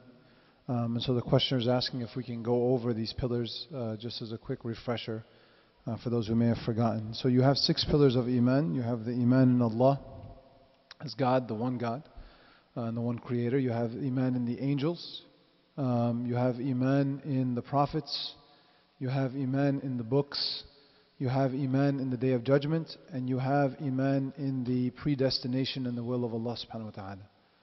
So those are the 6 pillars of Iman that Shaykh Osamah was referencing. And what he meant really was that for everybody, but especially for someone who is new to Islam or someone who's just getting introduced to Islam, long before you start to focus on the minutiae of their behaviors, you want to focus on settling conviction and love for this religion and for Allah and for the Messenger in their hearts, because that's going to inspire far more serious and committed worship rather than just focusing on the minutiae of the actions. And so those are the 6 pillars of Iman that Shaykh Osamah was referencing. It says here, in regards to Salat at the workplace, is it okay to pray sitting in your car if there's no other place to pray? Regarding Salah, I would advise people at their workplace to try to speak before reaching the conclusion that there's no place to pray, to make sure that you at least took the step to try to speak with your boss or your employer to see if they can accommodate you, because sometimes you might be too nervous to ask, and sometimes if you ask, you'll find them very welcoming and accommodating. So we should be courageous enough to at least do what's within our means to ask. If you do within your means, sometimes you'll be surprised the response. So this is the first thing I would advise. The second thing is, if there's no place at the workplace, then your responsibility is to try to see if there is any place nearby. Even if that place is in a public area, as long as you're not fearful for your life or fearful for your safety, then it's something that you're expected to do. Now, if there's absolutely nowhere to pray, and you're really worried for your safety, especially if you're a sister, if you're alone, if it's not in a very public place, if you're afraid someone might verbally or physically attack you because of you praying, then what should you do in this case? Can you pray sitting down? They say that if that's your circumstances, if you're an ultimate necessity and there's absolutely nothing you can do, then you can do the prayer for the sanctity of the time, but then later on you have to make it up again. Because when you sit down, you're abandoning some of the pillars of prayer. And that is qiyam, and that is also sujood, doing proper sujood and prostration. And perhaps even if you're doing in your car, unless your car is facing towards the direction of prayers, you also might not be facing the direction of prayer. So if this is something on a day-to-day basis, I would really encourage to try to find some type of solution to this issue instead of praying every single day in this way.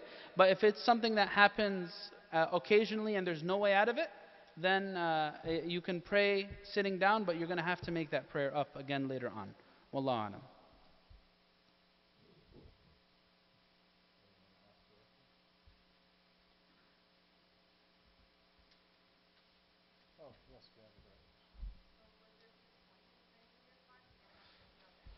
Yeah, so the point in the prayer is basically when you pray, you are doing your utmost, what's within your means, your utmost efforts to try to comply with the command of God.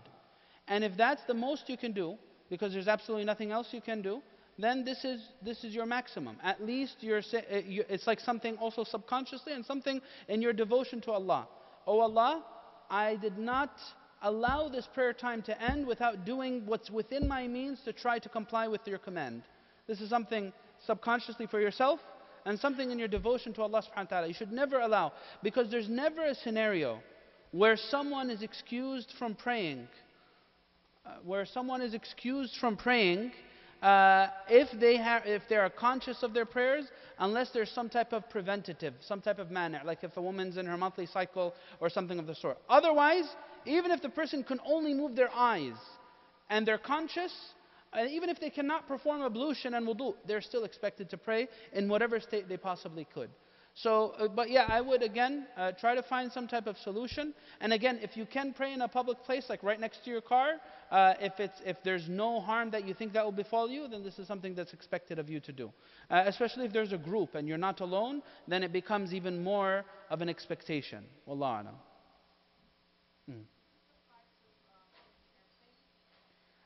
Yeah, so the same thing with the airplane.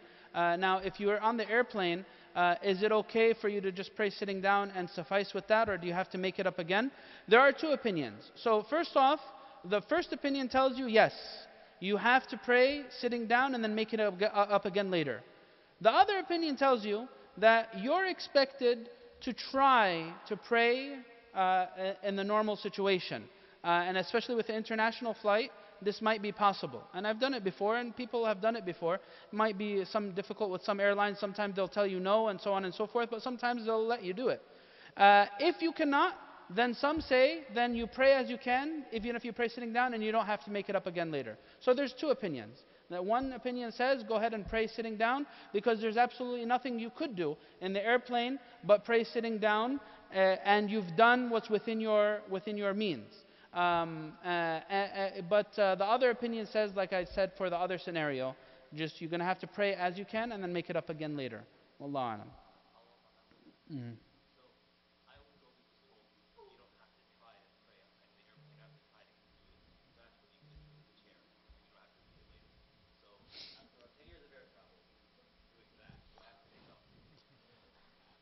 No, after 10 years of air travel, do you have to make it up? You were told by a person of knowledge? A person of a lot of knowledge, mashallah. Yes. So no, if you're learning something for the very first time, and you had no means to learn this before, it's the process of knowledge, then you're not going to be expected to apply that, for your entire past. If you knew it before, you would have done it. But now, from now on, then you try to apply at least one of these two opinions. Yeah, the first opinion. But the only thing is, you just need to make an effort to ask. Of course, on domestic flights, forget about it. There's no place where you could pray. It's too small. But the question arises when you're on an international flight and the plane is a lot larger.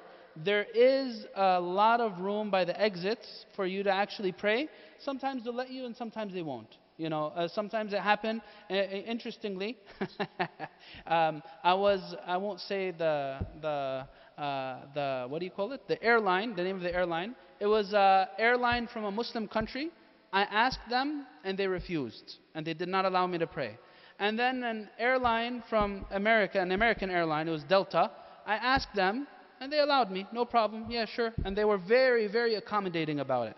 So it was very interesting how a person of another faith was very accommodating for me as a Muslim, yet my own Muslim brethren for the issue of salah were not. No, if you're praying standing up, the direction, because the qibla of the Kaaba you're not going to face downwards. What are you going to do? No, that direction of prayer is for the Kaaba up to the seven heavens. Yeah, so even if you're above it, there's no issue with it, as long as it's the general direction.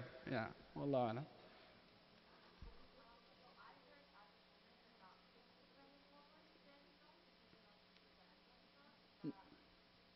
No, it's a big misconception. Why are you not supposed to bend? If you're praying here, there's no barrier between the brothers and sisters. If there was a sister praying there, then the brothers over here can see that sister praying. As long as her private parts and her body is not being exposed, then why on earth would there be an issue with the sister praying when being in the air? Yeah, exactly. In Mecca, what are you going to do? Well, sisters are praying all around the Kaaba, and brothers can see them all the time. What are you going to do? No, this is a great misconception in the minds of people. Or when we go out to a park and there's like a group of brothers and a group of sisters. So the sisters cannot pray in the park because it's in a public place and brothers can see them? No, of course not. This is not the issue. Then what's the point of the hijab? Huh.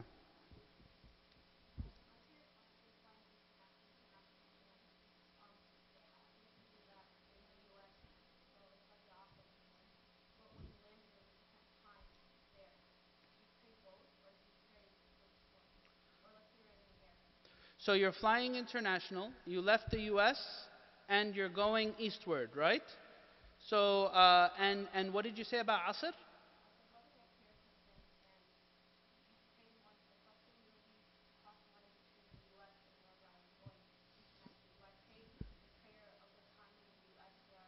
Yeah, no, you pray the prayer according to the time where you're at.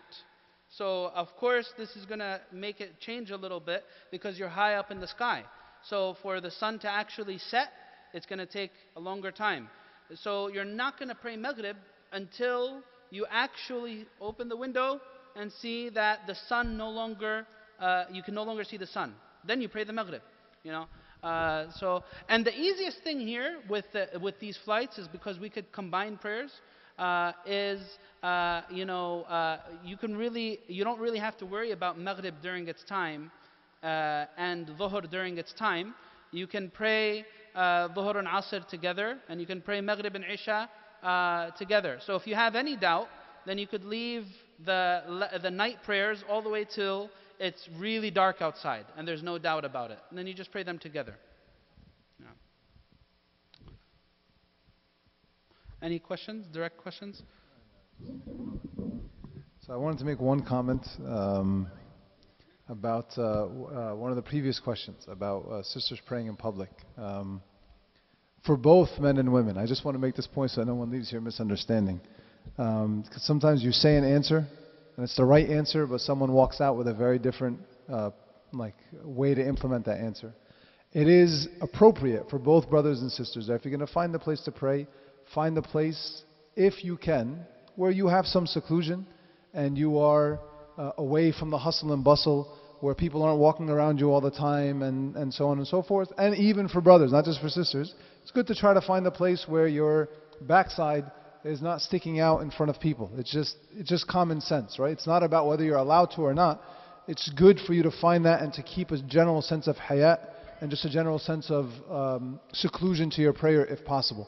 I just didn't want anyone leaving thinking that, well, then wherever I am, I'm just going to stop and pray. That's not really the way that we're meant to do it. Wallahu a'lam. This one, the bottom one? Okay. So what do you do if you're struggling with life, with school, family, etc.? I pray and make dua, but I feel like it's not quite working out. Bismillah ar-Rahman ar-Rahim. These questions are very big. I would echo Shaykh Osamah's advice from before on the question about anxiety. A lot of times we have a way of buying into our own narrative. And so when you get stuck in your own head and you're the only one who hears your thoughts, it's very easy to keep going down the pathway that you're building for yourself. So you keep saying, I'm struggling, I'm not doing well, everything's horrible, everything's bad, life stinks, life sucks, why does Allah do this to me? And you never actually speak with anybody else who can help you break out of that cycle. You're just sort of pushing yourself further and further down that path. Whereas if you actually have a friend or a mentor or a brother or a sister that you can speak to, who shares your general value system, they can help break you out of that cycle. Because quite often it's a thought pattern that we're really struggling with, and not just the circumstances of our lives. And so if you can get yourself out of your own head, you can start to think a lot more positively about what do I have going for me, what are the things that are within my control, what can I do, and so on and so forth. The second point that I'll make in regards to that question is that Allah asks of us to do the best that we possibly can. He doesn't ask of us to be successful. He doesn't ask of us to achieve all of our goals. What He asks of us to do is just the best that we possibly can do. And so the question to keep asking yourself, we all struggle. All of us struggle. All of us have moments in our lives and times in our lives. Sometimes these moments get extended out over weeks, over months, over a year even, where you just feel like, I'm in a rut, everything's hard, everything's difficult, one negative circumstance after another comes up, and you begin to believe that it must mean that you're a failure. But that's not the case. In the eyes of Allah, if you are doing your best, then you are successful. 100%, no doubt about it. It's up to Allah to give you the success when He wants to give it to you, and to give you difficulty and hardship and tests when He wants to give them to you. And so do your best and leave the rest to Allah subhanahu wa ta'ala. And then number 3, the insinuation from the question is that I make dua and I do dhikr, but it doesn't get better. So there's an insinuation there that why isn't Allah answering my dua? And so first off I want to say, dua, there's a lot of times where we fall in, all of us, myself included, we fall into this belief about Allah, that Allah is almost like a genie. Right? So I have my wishes, I'm going to ask for my wish, and it's supposed to come to me. And if it doesn't come to me, then Allah hasn't fulfilled His purpose. Right? That's not the point. The point that we're after is we believe, first and foremost, Allah created us. Why? To worship Him, to know Him, so we can ultimately be in His presence and be in Jannah. That's what we're ultimately after. Right? Now when we ask of Allah, we're asking of Allah because we believe in that. And we know Allah knows better for us and He's in control of everything. And so I'm going to ask, but I'm going to do my best to be pleased with whatever Allah brings me. I'm going to keep doing my best and keep asking. And in time, Allah will give you something. Nobody in life has a 100% bad experience. Nobody. Even the young kid born in Gaza, in the middle of sewage, who's lived his whole life being bombarded by Israeli bombs, has some positives in his life, one way or another. Everyone has good and bad. Nobody has all negatives. And so the dua will get answered in other ways. And if it doesn't get answered for you in this life, Allah inshaAllah is saving something even better for you in the hereafter. But don't expect for Allah to just behave like a genie. I'm going to ask something and He's going to give it to me. You ask, you do your best, and then you have trust that Allah subhanahu wa ta'ala inshaAllah will open your heart up. And it's a very good dua to make. Ya Allah, whatever you write for me, whatever you determine to give me, let me be pleased with it. So ask for everything you want, but then also ask, whatever you give me, Ya Allah, let me be pleased with it, and trade my desire for the desire for what you give me, and hopefully that'll make it easier on you, inshaAllah. Question here about the praying in the car. Is it frowned upon to bypass the sunnah prayers in this situation where you need to pray in the car, or you have difficulty performing your prayers? The answer to this question is, please note that if you miss a sunnah prayer in its direct time, you can make up that sunnah prayer after its time has passed, just as you can make up a fard prayer. So for example, if the sun has risen and you only prayed the fard of Fajr, can you make up the sunnah that you missed before it? No problem. If it has a particular time and you cannot pray it in that particular situation, you can always make it up later. There's another question here, it's an important question. If I move to a place far enough for me to shorten the prayers, but plan on returning every week to my original place of residence, would I still pray the shortened prayer in either locale? So actually, your place of residence, you will never shorten prayers when you come back to your place of residence, even if you only come back for a day or 2 or 3 days. So say for example, if a person is traveling 5 days a week and they come home on the weekend, and they're only staying home for 2 days a week, Saturday and Sunday, are they going to shorten prayers at home? you will never shorten prayers at home, because home is home. And it has the feeling of home even if you're only staying there for a short period of time. But every single week when you go out for your work, can you shorten your prayers? Absolutely. This happens with a lot of people who work on consulting, in consulting jobs. Like they'll do projects and they'll travel to another state 4 days a week and they'll come back home 3 days a week. So they have this question: I'm away from home 4 days a week and I'm back home 3 days a week. Do I shorten my prayers in either location? Yes, the place that you are 4 days a week, that place where it's not your residence, yes, you shorten and combine your prayers normally, even if you were to stay in that, doing that project for years on end. But when you come back home, you do not shorten your prayers. Wallahu a'lam. There's a...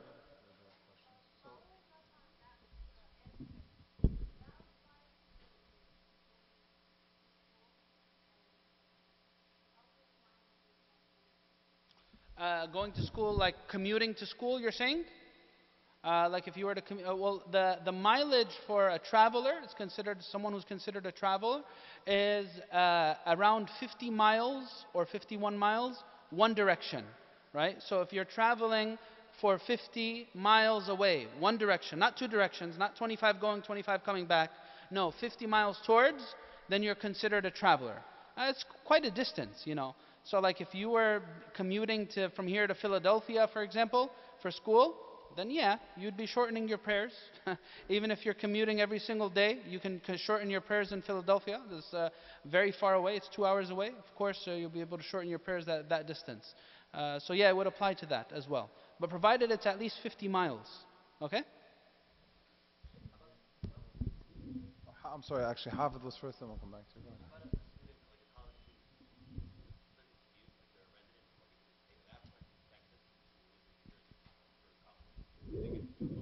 No, they don't. Once you stay in a place for more than 4 days, excluding the day of entrance and the day of departure, or the day of arrival and the day of departure, you're considered a resident, right? So if you're going to school and you're staying there for 6 months, you're not going to shorten for 6 months.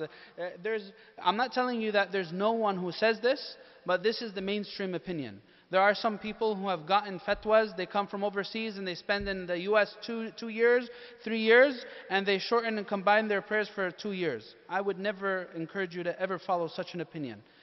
You know, it's like a way to get out of ibadah and worship altogether. 2 or 3 years you're shortening and combining your prayers. So Allah alam.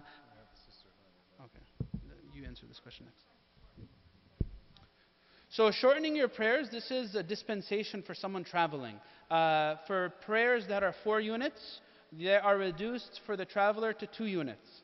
And this is because of Allah subhanahu wa ta'ala bringing ease to a situation that is usually difficult, even if it's not always difficulty. Because they have a principle among the scholars, al-mashaqqa tajlibu at-taysir, that hardship and difficulty warrants ease, right? So because of this, the traveler is given this dispensation. So for Dhuhr and Asr, and for Maghrib and Isha, for Isha, they are shortened to 2 units of prayers. Maghrib stays the same, Fajr stays the same. You don't shorten that. But the other ones, you shorten them and you combine them. You combine between Dhuhr and Asr.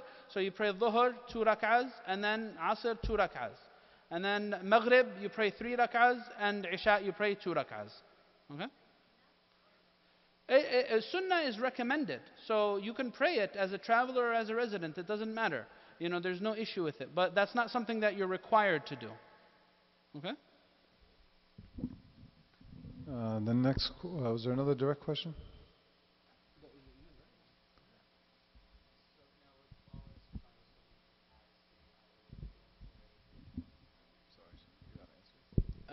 Would all of what? So you mean like you're going to school or somewhere 3 or 4 days a week, but you have an apartment there? No, yeah. So as long as it's not your place of residence, even if you have a dormitory or a hotel that you're checking into every time you're going, of course you're not going to sleep in the street. You're traveling, you're going to sleep, check into a hotel, but you're not a resident there. So you know, even if you're staying there 4 days a week, every single week, it still has the feel of travel. because it's not where your heart, it's not where you feel settled, and it's not where you are doing your regular day-to-day. You feel the sense of travel. Yeah.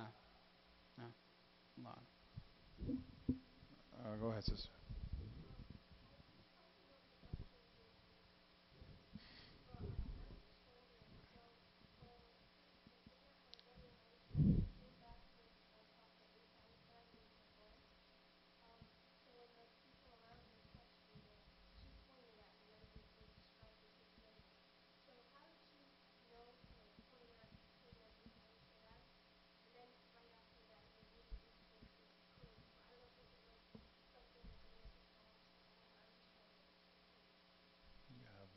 Ironclad answer to this, or should I just? So I don't. It's an interesting question. It's one I've heard asked before. I don't remember the answers that I've heard from scholars or opined on by scholars. I will say, from what I remember of the Quran, when Maryam alayhi salam is about to give birth, she hears a voice, and the voice comes from below her. Whether or not that voice was Isa alayhi salam is not the point. There is a possibility that it was then she became used to the idea that this voice will speak again. And so she simply pointed to Sayyidina Isa, hoping that he would double back on that voice. Although the opinion that I know of is that the voice wasn't actually Sayyidina Isa alayhi salam, but Wallahu a'lam. Yeah, so about the details of those, perhaps they mention, as Ustadh Zaied mentioned in the books of tafsir, something, but the answer to it is in the set of verses from Surah Ali Imran. When Maryam was given the glad tidings of Isa, Allah subhanahu wa ta'ala says, وَإِذْ قَالَتِ الْمَلَائِكَةُ يَا مَرْيَمُ إِنَّ اللَّهَ يُبَشِّرُكِ بِكَلِمَةٍ مِّنْهُ اسْمُهُ الْمَسِيحُ عِيسَى بْنُ مَرْيَمَ وَجِيهًا فِي الدُّنْيَا وَالْآخِرَةِ وَمِنَ الْمُقَرَّبِينَ وَيُكَلِّمُ النَّاسَ فِي الْمَهْدِ وَكَهْلًا وَمِنَ الصَّالِحِينَ. She was told that this child that she has born will speak to people as an infant. So وَيُكَلِّمُ النَّاسَ فِي الْمَهْدِ. So she went to her people knowing that this child is going to be given the miracle of speaking as an infant. So the verses in Surah Ali Imran explain what she did in Surah Maryam. Allah. Any other direct questions? No? Okay. Go ahead. Is there another fiqh question about salah? Because I'm going to give the Shaykh a break. Okay. It's another fiqh question though? So I'll take this one and then give the Shaykh a little break and then we'll come back to your question, inshallah. So the next question is, why do we pray towards the Kaaba? Bismillah ar-Rahman ar-Rahim. One of the interesting things to note about salah in general is that a lot of the details of salah, we don't actually have a clear, divinely inspired or revealed reason why. So why do we put our hands like this, despite the madhahib differences, right? Why do we put our hands like this? Why do we have to go into ruku'? Why do we have to come back up? Why do we have to go into sujood? Many of the things about the salah, we don't have any sort of ironclad reason this is why you do them. This is the way Jibreel alayhi salam taught the Rasul sallallahu alayhi wa sallam to pray, and he was commanded by Allah to teach us to pray like this. Why did Allah subhanahu wa ta'ala choose to have us all have a singular qibla? That's also not clearly defined, but there's a lot of wisdom that you can naturally sort of pull out of that. That every Muslim faces the same exact direction, that there's a sort of point that you're constantly looking towards, that there's a reminder of where you're trying to get to, and so on and so forth. Now when it comes to the Kaaba specifically, there is nothing that specifically states why Allah chose it, but we do have a few details. Number one, we know that the Kaaba was the first house ever built on this earth for the worship of Allah subhanahu wa ta'ala. According to most scholars, it's where Adam alayhi salam was sent down by Allah subhanahu wa ta'ala. According to many scholars, Adam alayhi salam built the foundation of the Kaaba right away, and then Ibrahim alayhi salam rebuilt them. And according to every scholar, there is no land on earth more blessed or more holy and more sacred than Mecca itself. And the Kaaba is the center of that. Finally, what we do know about it is that it was originally Masjid al-Aqsa, or at least it was Jerusalem.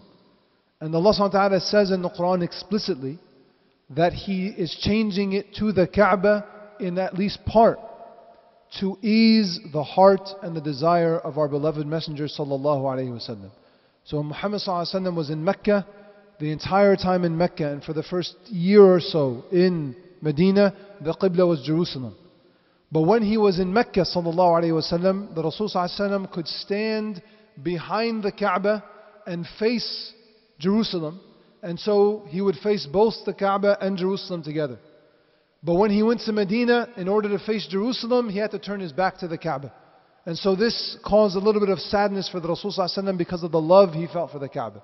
And so Allah subhanahu wa ta'ala says in the Quran that in part at least, to ease the heart and to give happiness to the Rasul sallallahu alaihi wasallam, he's going to change the Qibla to the Kaaba. And then Allah subhanahu wa ta'ala also says that the change of the Qibla was one of the ways to separate out between those who truly believed in Medina and those who their iman was a little weak or at least fake at the time. And I hope that answers the question, inshallah.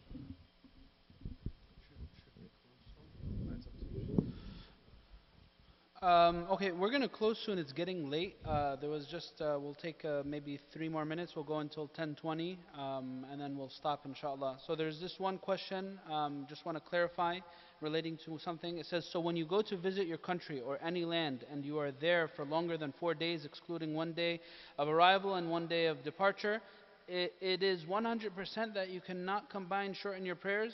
100%? No, it's not 100%. First off, please, I don't mean that you go back to your country back home is no longer your residence. You're now, if you live in New Jersey, your residence is here. When you go back to Pakistan or Egypt or Palestine, even though it's your country of origin, it's no longer your place of residence.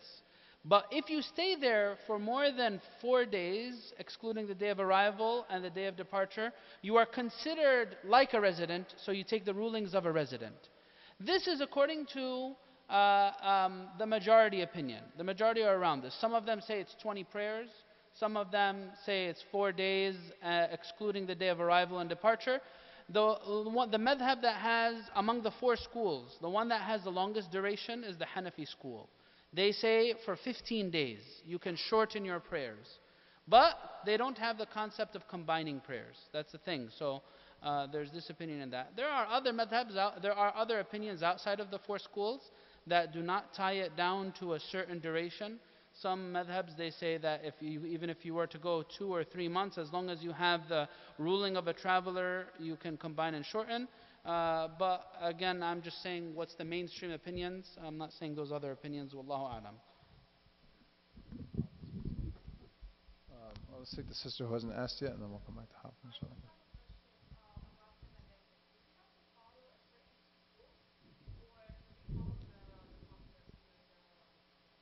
Me to take it? Bismillah ar-Rahman ar-Rahim. This is really a question better answered by the Shaykh. But to give the Shaykh a break, I'm going to give the answer with the caveat that he will correct any mistakes he feels that I make.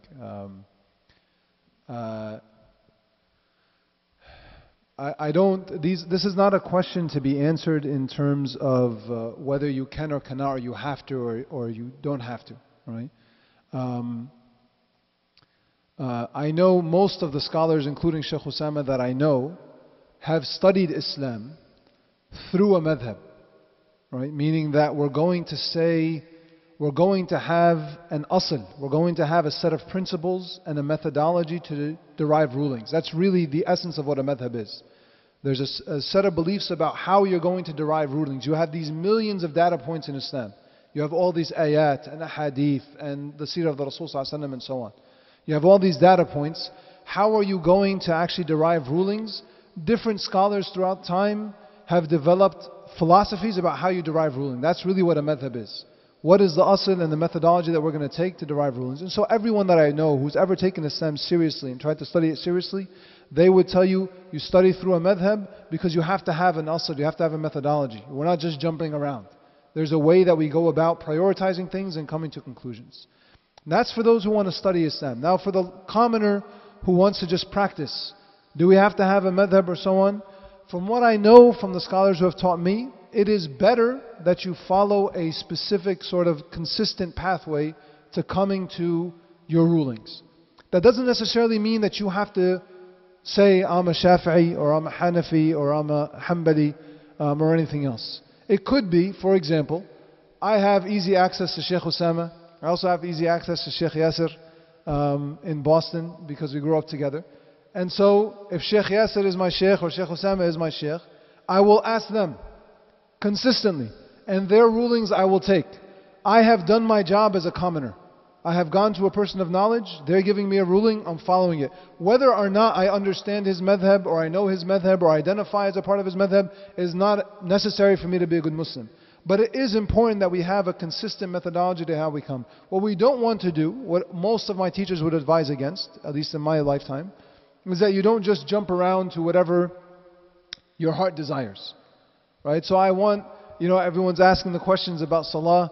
I want to be able to go back to this place every week, or for like 2-3 weeks at a time. And so there's some random opinion, and I have heard opinions that will tell you there is no time frame. I've actually heard this opinion in modern days. There's no time frame. So long as you're there, just do it, and that's perfectly acceptable. And so because it's comfortable for me, I'm going to take that. Right? If that's not the person that you normally go back to, that's not your normal methodology, don't take that. Go to the same methodology. So if you normally get it from Shaykh Qatanani or Shaykh Osamah, come back to Shaykh Osamah. What Shaykh Osamah says, follow it to the best of your abilities. If you have an extenuating difficulty, you explain that to him, and then you let him sort of work it out for you. If you're going to advance in your study and your practice, then I would take the advice of every person who I've known who's done it seriously, and that is, yes, study it through a madhab so that you actually have an asl. It actually makes your job far easier. And then once you understand that madhab over time, you can then branch out and understand some of the others, and I'll allow the Shaykh to comment if I made a mistake. As very eloquently and thoroughly answered by Ustadh Zaied, Jazakallah khair. I guess if I may add one thing, this is why our early scholars, they always coupled between the study of purification of the soul and tazkiyah and the study of fiqh and jurisprudence. Because of there being so many varying opinions between the scholars, and a lot of these opinions, this area of scholarly difference, are legitimate differences, it might lead to the opposite objective of ibadah. The idea of ibadah and servitude is for there to be a sense of exertion. But when someone has a whole wide variety of opinions to choose from, and they start doing some shopping, just like they go for shopping for clothing, they find every reason not to worship, where the idea behind worship is to exert yourself. So this is something we need to be careful of. Yes, there is scholarly difference, but I must keep that in mind. That what's my ultimate objective and my end goal in my relationship with Allah subhanahu wa ta'ala? Is it for me to find some scapegoat to avoid doing the act of worship? Or is it for me to make sure that I'm fulfilling my responsibility and growing spiritually and developing my soul? So this is just something I would add to what he said. Wallahu a'lam. I think half of that question.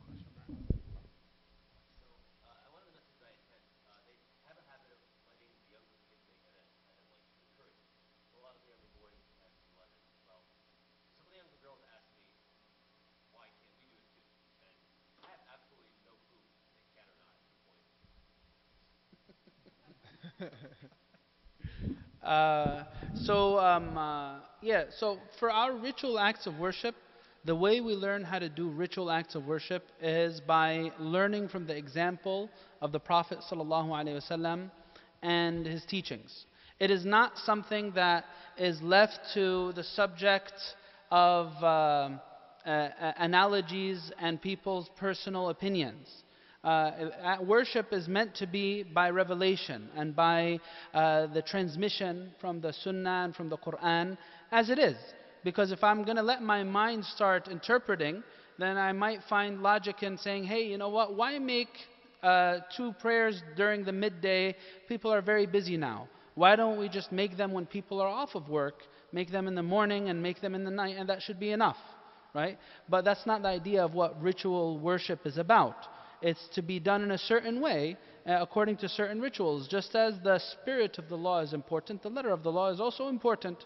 And according to the letter of the law, we have certain guidelines. And according to the example of the Prophet ﷺ, the idea behind adhan was largely to notify people of the entrance of the time of prayer. And throughout his entire lifetime, he designated certain men to fulfill that role. Not out of a misogynistic thing or anything like that, but this is the ritual act of worship, and that's how it's to be done. Same thing with the khutbah of Jumu'ah, because it's meant to be for a mixed congregation, or meant to be for the entire ummah, not exclusive to a particular gender. The Prophet ﷺ, in his role, would give the khutbah, and in other places he would designate certain individuals to lead those Friday prayers, and those were always men. And not because men are better than women or because of being a gender-related issue, but this is just because this is what the way that the prayer was transmitted. If there was a group of women praying together, can a woman lead those women in prayer? Yes, absolutely. There's no issue with that. Can a sister lead other sisters in Dhuhr and Asr and Maghrib and Isha prayers or in Taraweeh prayers? Absolutely. There's no issue with this. Wallahu alam. And adhan is one of those issues. So adhan is just like Friday prayers. No. Pressing question. Any other direct questions? Go ahead.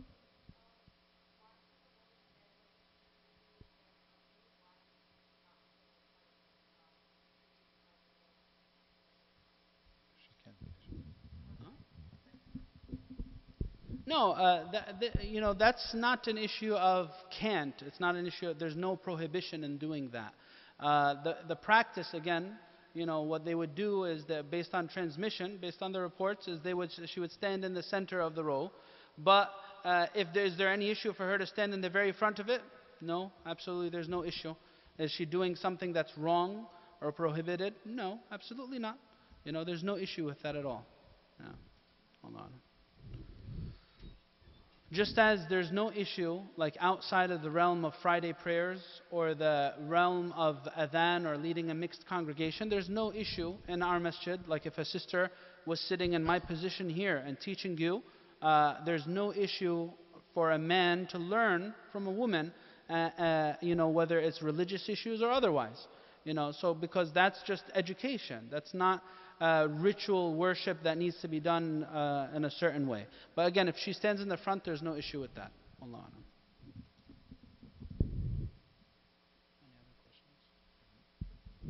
No other pressing questions? No one's burning to get something in? Is there any text saying I'm burning? No? Jazakumullah khair. Oh, Khalid, tfaddal. Yes. Jazakallah khair, Shaykh. Alhamdulillah. Allah barak fiqh. But everyone, if anyone benefits, please make dua for us, inshallah, that Allah accepts. And I say this every time, and may Allah Ta'ala keep our Shaykh sincere. It's one of the things that always makes me very, very happy is when young people come to the AMA and they have all these fiqh questions, and Shaykh Osamah is right here to answer. Because it's just beautiful to actually see this continuing. When I was growing up, we did not have someone like Shaykh Osamah available. We had shuyukh, but they could not speak our language the way Shaykh Osamah can. And also, I really couldn't answer 99% of these questions. I don't know the answers. So it's very happy for me that you guys get to see someone like Shaykh. As you can tell, Ustadh Zaied is being very humble. MashaAllah, he answered very thoroughly a lot of the questions. Inshallah, we're going to do this again. Bidnillahi ta'ala, we stopped for a period of time. Ramadan's coming up. Inshallah, we'll try to do more Ask Me Anything events in the masjid here. And we'll do also other programming throughout the month of Ramadan. So please keep an eye out on the Facebook page to see of the new events that are to come. Jazakumullah khair. Assalamu alaikum wa rahmatullah.